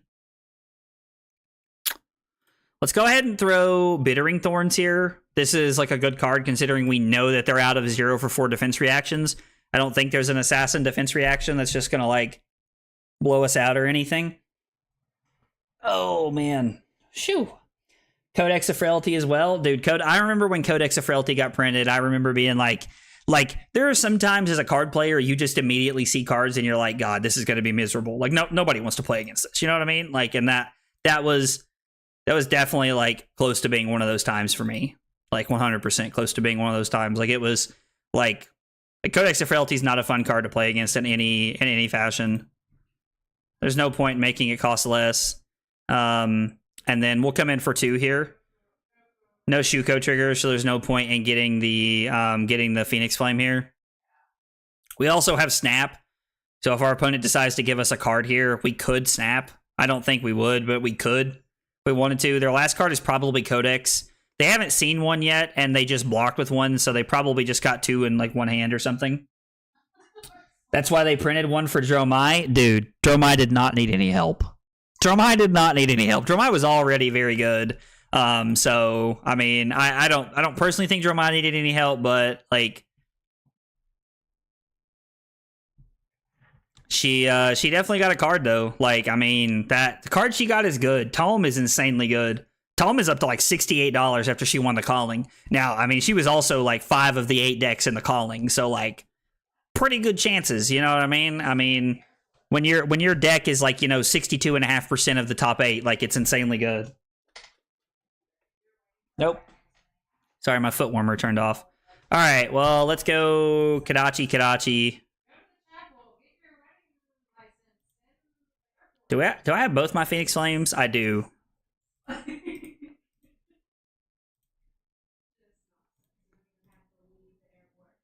So I don't remember pitch stacking this, but I very well could have. So you are already dead. Defense reaction. Cost 2. When you block exactly its defense, it trades life totals. Bam. Billy, get out of here, dude. You're like creating cards, dude, and I don't like it. That's like a Blake card right there if I've ever seen it, brother. I do not like where you're going with that one. You trade life totals. That is like, so like, you're already dead. I also love the name. They should just like make it the Japanese version where it's like the Mushinryu Ryu or whatever the saying is. I can never remember it. Somebody muttered it to me at a Magic tournament one time. So let's go Stab Wound.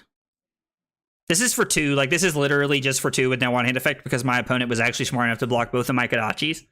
Hiss. Which I'm not a fan of.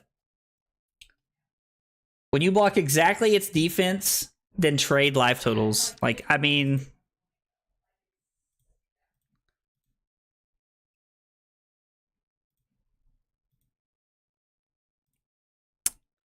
Just gonna Arsenal my Phoenix Flame here. I had 0 Draconic Chain Links that turn, so... Ho ho! Now this is a hand, sir. Oh, take 1. Bet. Every day of the week and twice on Sunday, brother. Every day of the week and twice on Sunday, brother. Okay. So... Mounting Anger, Rising... So, Kodachi, Mounting Anger, Rising Resentment, Phoenix Flame, activate 5 for free.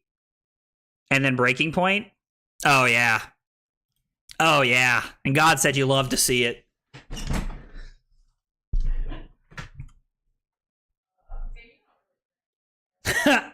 Oh, my Wamo? Dude, I like, that feels like, I don't know, like something they'd say in Scooby-Doo, Max. I'm about it, though. Went to PQ and got her with a double Rain Razor's turn. That was rough. Oh, dude, like we've all been there, brother. We've all been there, Logan. Like there's like it's tough, man. You know, not a lot you can do in moments like that, man. And it feels bad. It is like a 1000% feels bad moment. Is our opponent just conceding? Do they just realize they're dead? Yeah. Shoo! We played an 11 turn game and we had just over 12. We had 22 cards left in our deck.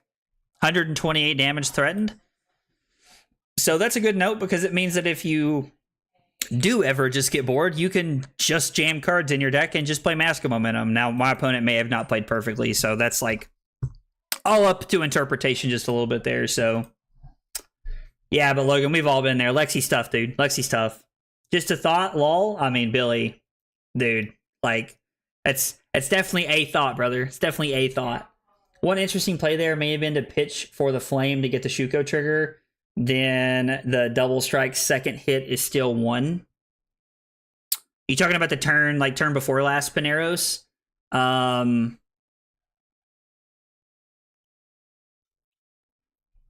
Where we had the...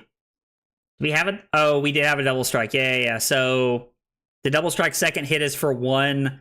And then, I mean, so, and so we have 1/1/1 instead of 1/2 and not another attack. That definitely, yeah. So that's actually not bad because like at that point in the game, our opponent is like sub 5 life or like sub 10 life, whatever they were at. And so now they're at a point where like every single time we get like that one dagger just poking in like that, it's even more value because their cards are blocking less efficiently. So I actually really like that line.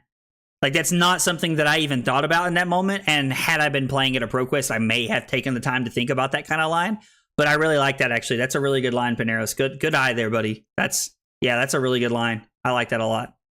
All right. I gotta use the bathroom, guys. I'm gonna take, like, 2 minutes. I'm gonna run to the bathroom. When I come back, we'll be playing more Flesh and Blood. Thanks for hanging out.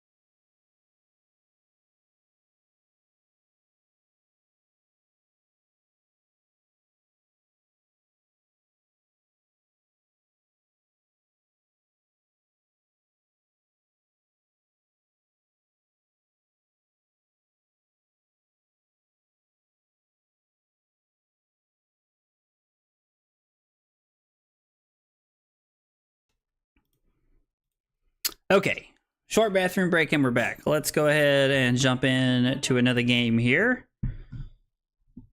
All right, 4-1 tonight, so we're having a pretty good run tonight. I'm actually kind of hoping to like find another Bravo tonight. I really want to play Panero strategy into Bravo and kind of see how it feels a little bit with Mask of Momentum.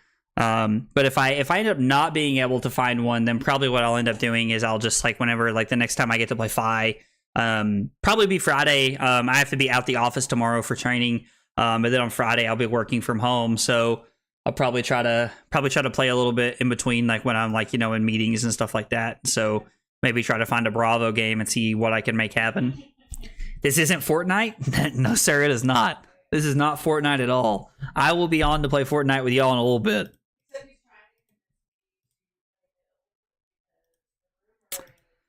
Do do do do do do do do do do do do do do.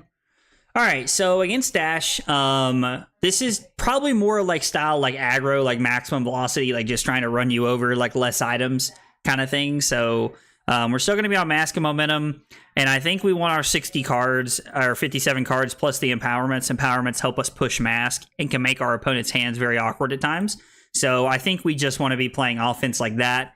And trying to make the most out of our hands here. Being able to go second is very beneficial for us. Uh-oh. They loaded 68 cards in their deck. So they should have 63 hypothetically here because they're going to pull an item out, go to 67, and then their opening hand puts them at 63. So they've loaded 8 more cards in than us. Makes me wonder if they're playing some kind of like control garbage. Nope. Teclo Pounder has one plan, brother. So I mean,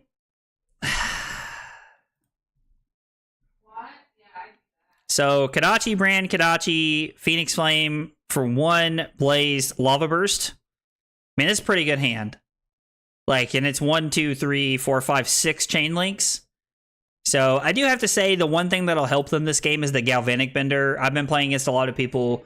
Like a lot of people playing Dash have been on the like Goliath Gauntlet, which I understand. Like Goliath Gauntlet is just literally more points, and like it's just a better piece of equipment than this. But I do think that Galvanic Bender will give our opponent a little bit more play into our Mask of Momentum trigger effects, and so like it'll give them a little bit of counterplay.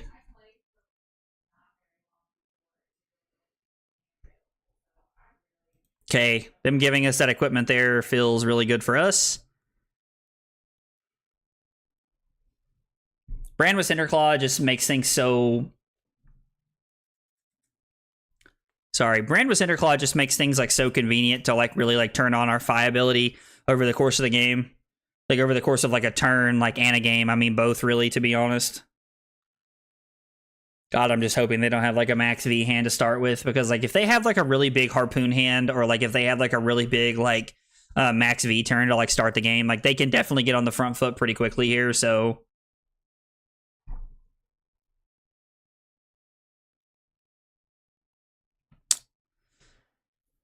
do do do do do do do do do do do do do do do do. All right, so this is for 2. So if they give us like Crown or Teclo Foundry Heart here, I'm actually just going to play the Lava Burst for 5 and then Arsenal Blaze Headlong. And then try to set up for a better turn next turn. But if they don't, I'm going to play the Blaze Headlong here and force them to decide on card and equipment, mask, or 2 pieces of equipment. So their hand is good. They have the hand they want here. I mean, it might just be worth arsenaling my Lava Burst here anyway, honestly, and just like trying to set up for a better turn. Take our 4 points of advantage here and just try to have a 5-card hand with a very good turn ender. Yeah, you know what? Let's just do that. We've already triggered Shuko. Like, I don't think there's really a reason to do anything crazy. This hand is like insanely valuable. Like, we can even give up the stab wound here if we want to.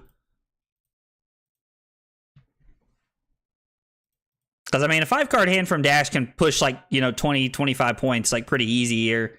Sprocket Rocket. Okay, that's fine. I mean, Sprocket Rocket hasn't really impressed me too much. That don't impress me much. Uh-oh.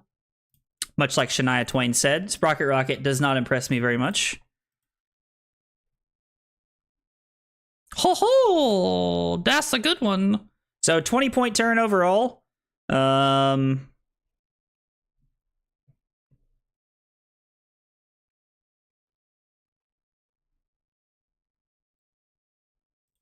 Yeah, let's just block 3. I think blocking 3 is definitely better here, so...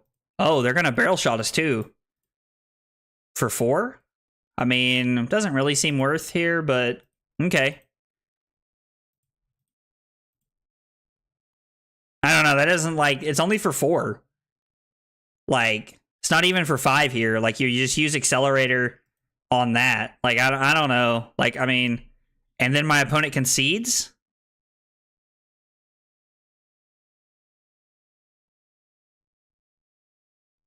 What just happened?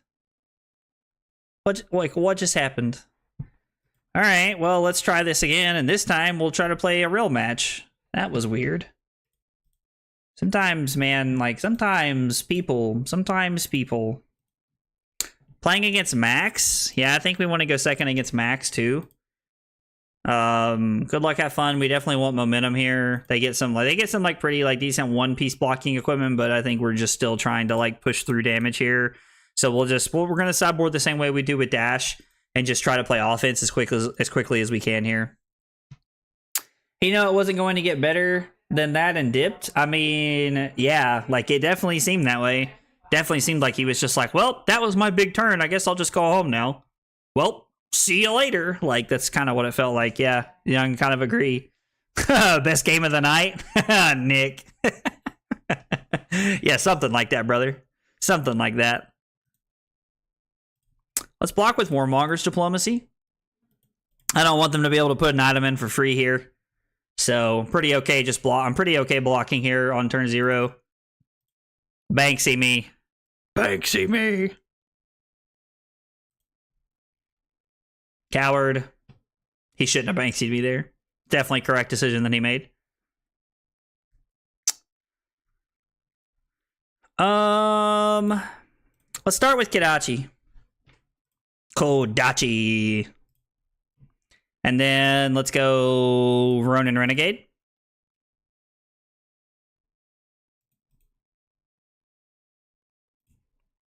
Blaze Headlong on Hit Mask. I like that people are playing Cogworks base legs here. Oh, they just give me all of their equipment. I do not agree with that decision, but I guess to each their own.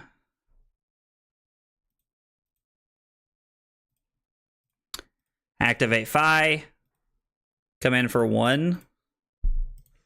And then 3 on Hit Mask. They're going to give it to us. I mean, there's no point in me playing my double strike here. That's so weird. Why? I don't understand. Like, unless they're gonna, like, assemble the Mechanoid here all in one turn. Which, I mean, like, they could do. If they assemble the Mechanoid this fast, like, probably gonna cry myself to sleep here in a minute. If I get turn 2 Mechanoid, man. If I get turn 2 Mechanoid, they're living the dream, brother. They are living the dream. Yeah, let's just give snaps here. Boo. We'll give Furnace. Don't have Shockwave. Don't have Shockwave. Don't have Shockwave. Oh, okay, that's fine. That's fine. That's fine.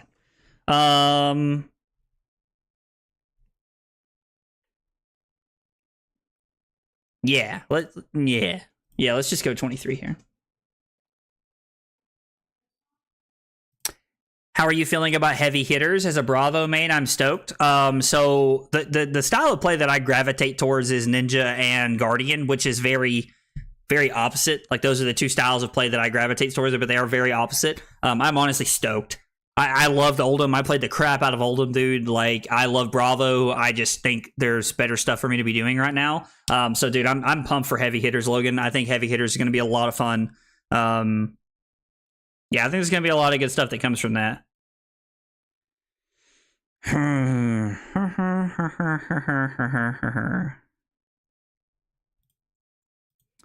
Kodachi. We're going to try and get our opponent right here.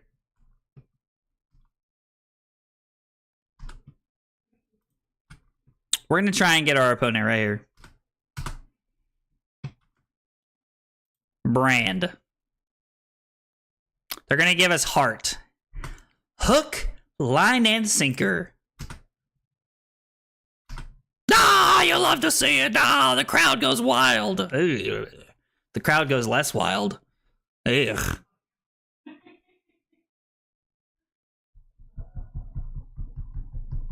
Ugh. Ugh.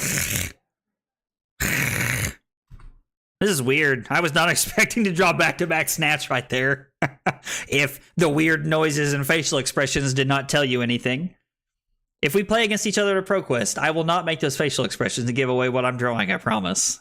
I mean, I guess there's always a chance that I do. Not likely, though. I'm pretty good at keeping that kind of stuff, like, in, like, check when I'm in a tournament. When I'm streaming, like, I'm having a good time and playing cards. Plus, my opponent can't hear me, trying to be Jim Carrey over here, so. Thinking it'll be Guardian. If an arena doesn't scream Brute Warrior, I don't know what does. I'm kind of thinking that the set is going to be like a Guardian Brute Warrior set, is honestly what I'm thinking. I'm thinking that we're going to kind of get like a Welcome to Wraith vibe, is what I'm thinking. So yeah, I'm kind of hoping it has some like some Guardian stuff in it. I hope we get like another Guardian, and like I hope there's like some pretty good stuff in it.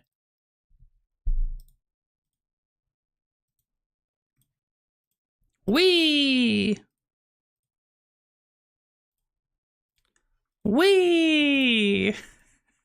Man, I'd have killed for one of these cards to have been Assault the Wound. I'll tell you that right now.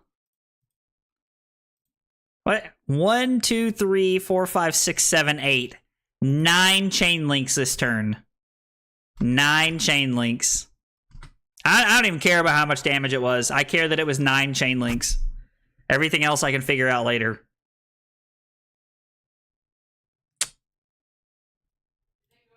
Uh-oh. Crank it. Boost or just boost? Oh, just boost. No boost. I love boost, dude. I love saying that. Like, just makes me happy to say that.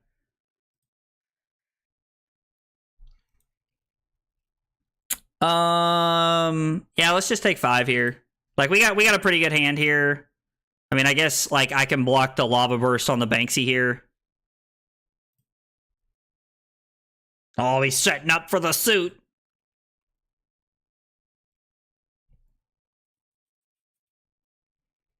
Feels like he actually is setting up for the suit here.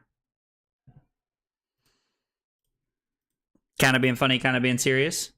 9 is rookie numbers. Get out of here, Billy. Good lord. I have one of my best chain link runs ever, and you tell me it's rookie numbers, dude. I mean, for you, it probably is. For some of us in, the normal people world, Billy, that's like 9 chain links is a lot, boss. Like 7 is normally about as far as I really get when things are concerned. So this is 2 because of Shuko. Our opponent gives us a card here. Activate 5, Phoenix Flame for 1. Our opponent goes to 11, and then I guess we're just going to throw 5 here and put our opponent to 6. Because they're not going to block. Feels like they have a yellow and 2 reds in the suit in their arsenal, so...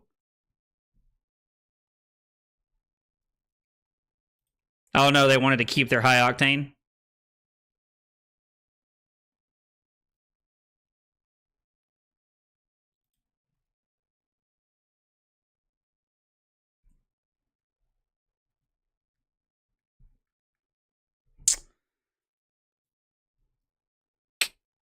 This is tough. I think we're just going to have to go pitch Artivore for Mounting Anger. I guess I could pitch Mounting Anger to play Artivore, banish the Rabble, and then go +1/+1 and ban it, like +1 and banish here.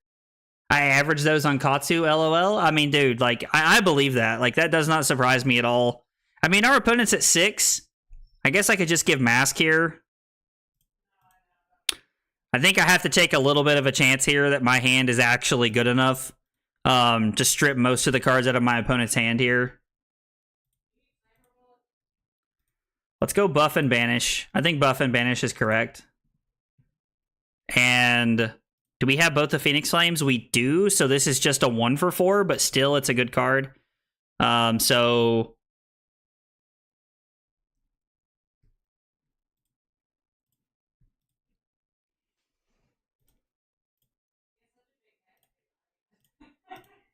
four. Curious to see if they give up the Mechanoid block here. Like, they're going to have to give us cards from their hand. Like, even if they don't want to, they're going to have to. Let's go Flame Call Awakening. Unfortunately, there's nothing to find here.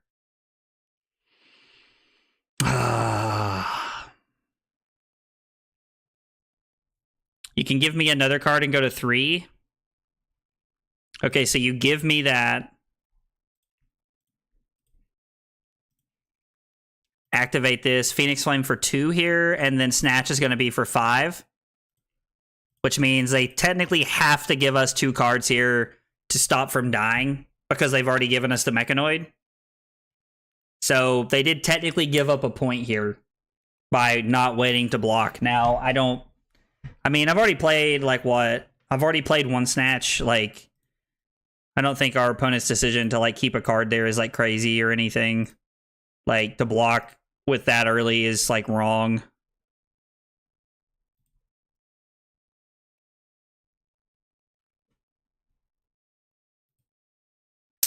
Let's go to 9.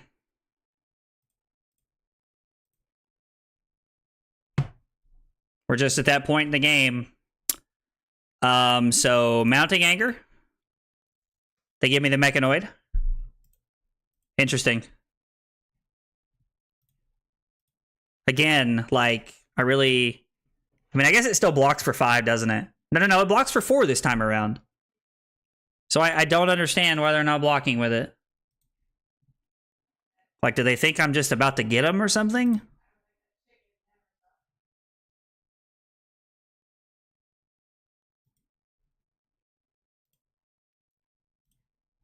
Phoenix Flame for 1.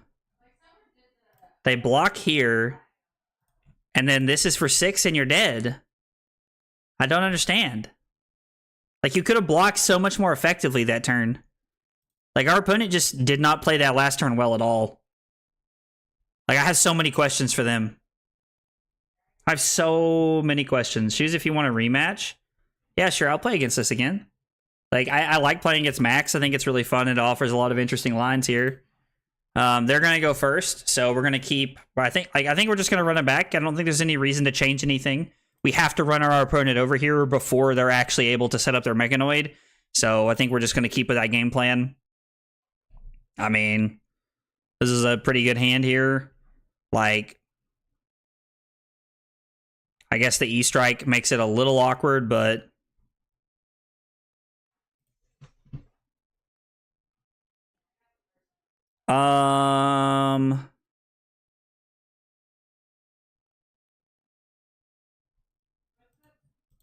Let's block 5 here. I don't want to let them... Again, I don't want to let them put an item into play.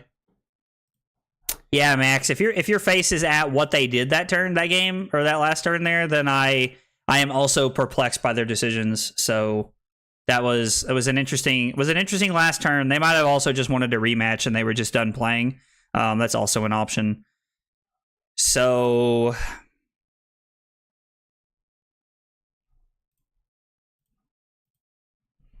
I mean,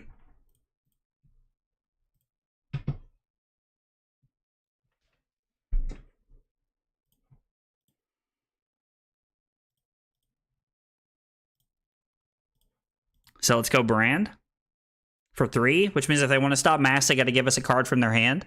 I'm trying to be pretty adamant about making sure that they're going to give us a card from their hand.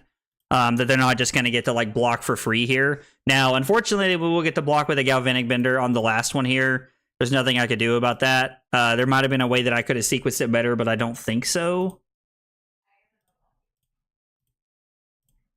And then this is for 1. They'll give us Bender, or they'll give us the headpiece. Either way, to stop Mask. That's definitely the correct play. So we're up 5 points, and we're going to Arsenal our last card here. This hand is not good at all. I mean, I think this hand is block Stab Wound, block Soul Bead Strike, or actually it's probably block Lava Vein Loyalty, Soul Bead Strike, keep the Stab Wound. Well, no, we have a lot of non-go against stuff. Like,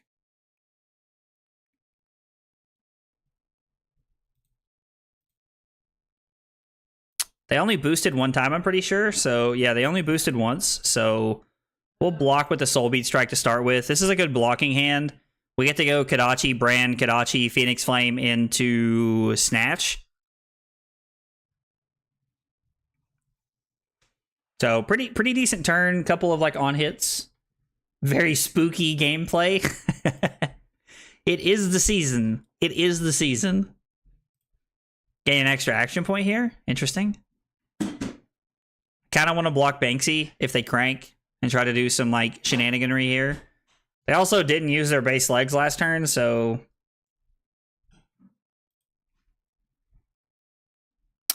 crank that all on the floor. So they don't crank and then they come in with Harpoon. That is such a weird turn. And it might have been the best. Like, I don't think this is the best thing they could have done. Like, just being real.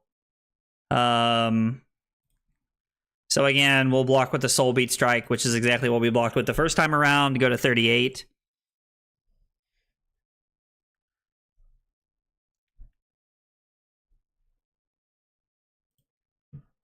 We'll show you blue. What did they boost? Do I have to show 3 cards here? Oh, I do have to show 3 cards. So they get to actually take my Snatch here if they want, which is good for them. So yeah, this ends up not being a bad turn for them. They definitely played this a lot better this time around. Now they can Harpoon and take one of the blues from my hand. No, they're just going to max here. Interesting. I mean, to each their own, I suppose. Like, I feel like it probably would have just been better to throw Harpoon there. Maybe I'm wrong, though. I mean, this is like good setup for them getting a second Hyperdriver in play, so maybe throwing Harpoon was not as good. I probably would have been inclined to like activate Heart after the Harpoon there. If they activate Heart,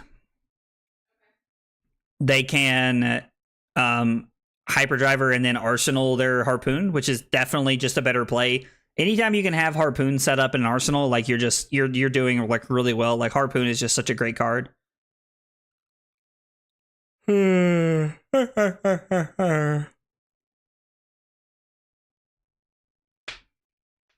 so they block the Kadachi here. We activate 5 for 1. We come in for 2 because of Shuko. Our opponent goes to 31. And then we come in for 2 on hit. They lose a life. I definitely don't think I want to. I don't think I want to Arsenal this. Like, I have enough turn enders without trying to Arsenal like a pretty mediocre card. So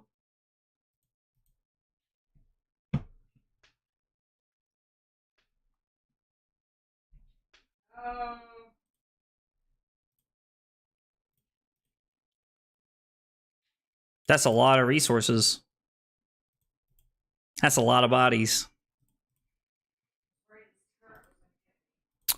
So they actually didn't crank. I was actually going to let them crank, and then like they would have gotten 3 damage in there, but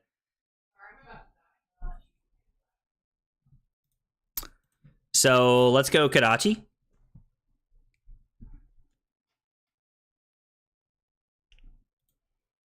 So we're going to throw Kadachi, then we're going to go double strike.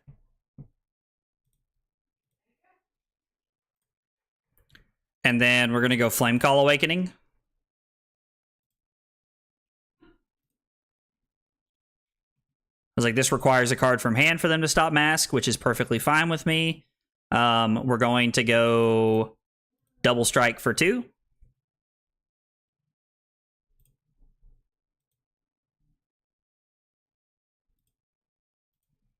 Phoenix Flame for 1. Probably block with the headpiece here.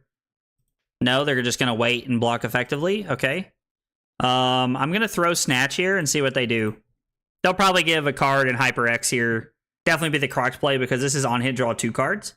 And even if they do decide to block, I can actually just activate 5 for 1 and then arsenal my Phoenix Flame. So then I have a Phoenix Flame in my arsenal, and I've now set up this like recurring cycle here. Hopefully a recurring cycle. We'll just go to 28 here. Take the T-Bone. I'm curious to know if they're playing Shockwave in their list. Yeah, I don't care about this. This is just 3 go again. This has no on-hit effect. Definitely should have led with the Expedite there. I might have given a card. I definitely would not have based off my hand. But in a different situation, I might have been inclined to give a card there. So they should definitely always lead with that. I just think that's a mistake personally for them to not lead with that.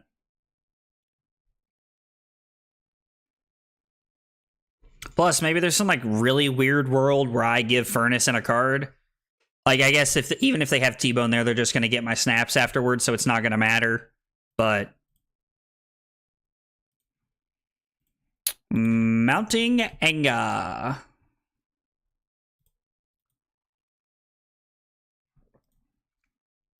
Banish Ravenous Rabble. Come on, Rabble, be good to me. Boo.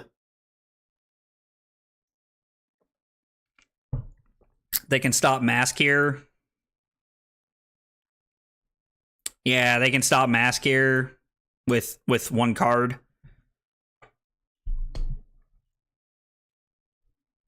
They block with the Mechanoid here. Interesting. Not something I would have pegged them to block with here. And then from here, we're definitely looking at Phoenix Flame for our second chain link, Mounting Anger into another Phoenix Flame. So I wish I had the ability to throw the Mounting Anger at the end here. If they do let this hit, the Phoenix Flame is going to be for 3 because of Shuko, because we're going to activate this for free as an instant. Get this back to our hand. We're going to banish this, and then we're going to come in for 3 here. And this requires a card from hand, or you have to give us Mask again. So the Mounting Anger is actually putting in some work here, being very beneficial for us this time around. All on the floor. We'll just Arsenal this. This is a fine card to Arsenal. Brand sets up things pretty well. Oh, they're playing Master Cog. I actually picked up a Master Cog this weekend while they're super cheap, so that was kind of cool. I like having the Master Cog. I want all the Fables at some point. That's like kind of like one of like my goals, is to have all of the Fables.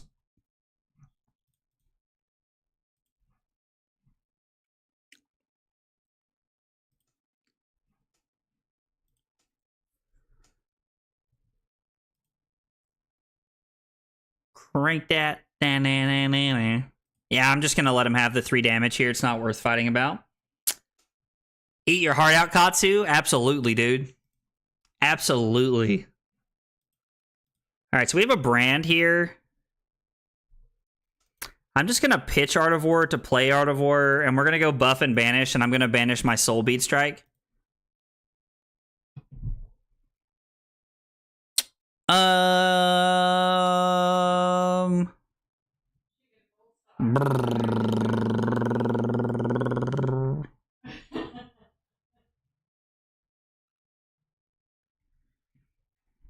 All right, so let's think about this here. Let's map this all out. We have both of our Phoenix Flames, so we're not like getting value off the Flame Call Awakening other than the fact that it's a 1 for 4. Bittering Thorns could be a 1 for 5 here. So let's think about this here for a minute. So if I go Brand, Bittering Thorns, I have to pitch Salta Wound to play this, then Kodachi, and then Phoenix Flame them.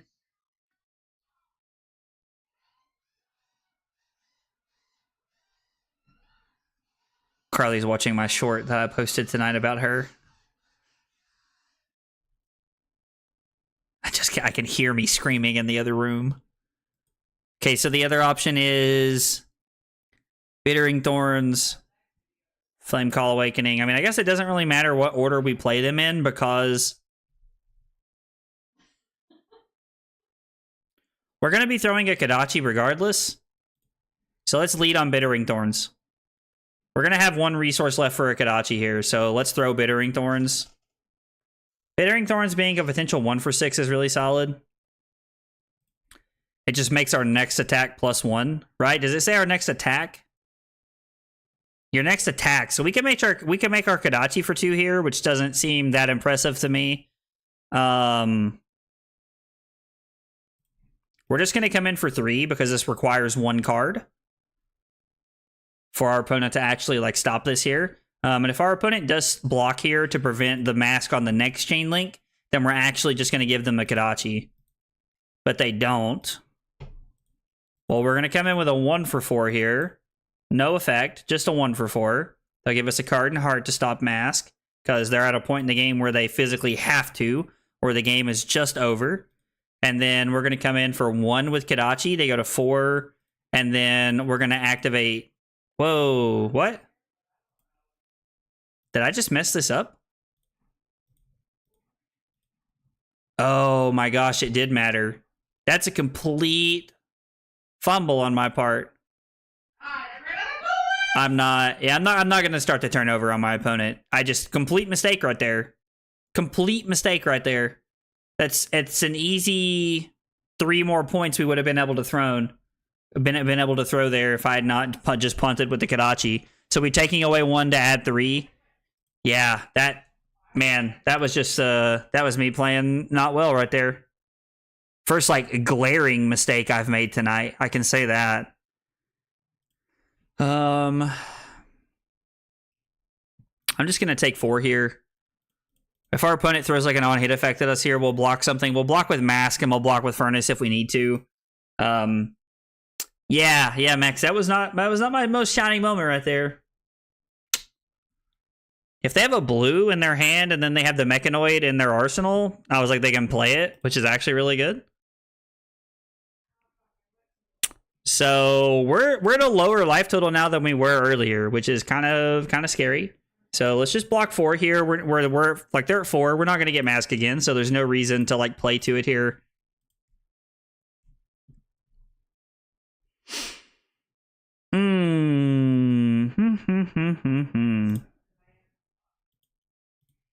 So Kodachi.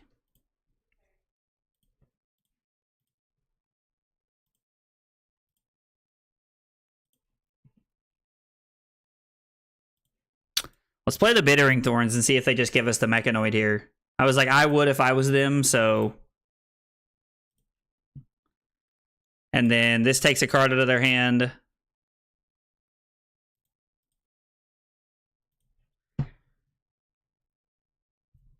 Do I Arsenal this, or is taking a card out of their hand better? So if their hand is like blue, high octane, like in a red, like just taking a card's better here, right? Because we've got like we just need to survive like another 2 turns, and we can Kodachi them out of the game at a certain point. Yeah, I think that it's just correct to take cards out of their hand here, and we were immediately rewarded for playing our card. This is also like not a bad blocking hand. We can just block 3 if we want. So if I block E-Strike here, actually, I guess I could just take 6 if I wanted to get really aggressive here. They don't have a way to gain action points.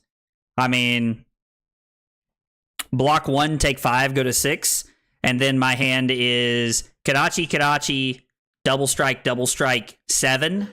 I think that's enough to close the game. And if it's not enough to close the game, then it's definitely enough to where like we are in a spot that like we're in a good enough spot because we're gonna take almost every single card out of their hand this turn.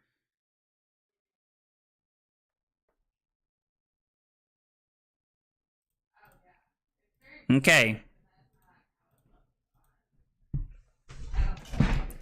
Our opponent's also not had like in either of the 2 games they've played, they haven't been able to go they haven't been able to use high octane with the Mechanoid, which is like the combo blowout that you're looking for as a Mechanoid player. I mean, I guess we could have just blocked with Shuko and stayed at 8 last turn because like the extra point we were going to get off the Shuko is irrelevant. Yeah, this is like, well, I guess it's not going to end the game because they're going to give us Mechanoid and the card in their hand. I mean, I guess I could go draw a card. Nah, because I'd have to draw 1 for 4. Now let's just go for 7. If they have like an item in their hand or something, we might just be able to end the game.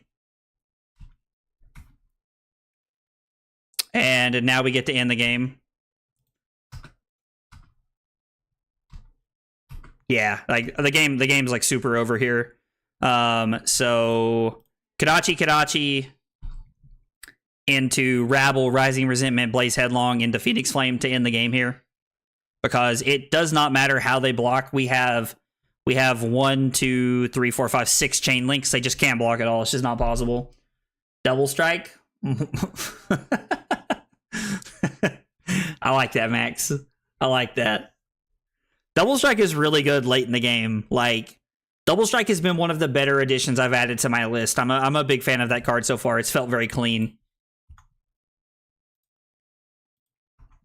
Is our opponent thinking, or maybe they're lagging? I don't know. This is the game, though, either way, right here. Like, we're going to close it out right here. Unless one of their cards is like a Sigil of Solace, and if it is, they would have played it instead of blocking. Because that Sigil of Solace blocks both the Kadachis and the Phoenix Flame, so... In which case, if they did have a Sigil of Solace here, we would be dead.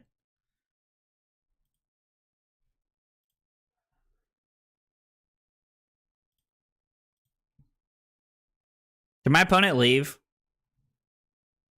That's like the second or third time that's happened to us tonight. I think this would be the second time it's happened to us if our opponent actually did leave.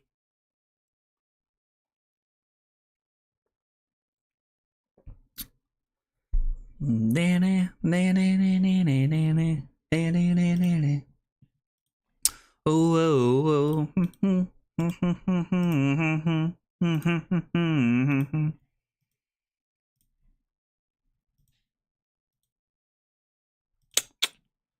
All right, I'm gonna give it about 30 to 60 more seconds here, and I'll probably just like go back to the home screen here, because this was a win. Like they can't stop this turn. Kadachi gets a card. Kadachi gets a card. Rising Resentment gets a card. Blaze Headlong gets 2 cards. Actually, they just outed the Blaze Headlong. Even if the Rabble's for 2, it doesn't matter. The Blaze Headlong, or I guess the Blaze Headlong actually they get this. We get this. We get this in a card because it doesn't even block the Blaze Headlong because this has 2 counters on it. Yeah. They were like 20 kinds of dead right here. Like it was crazy how dead they were right here.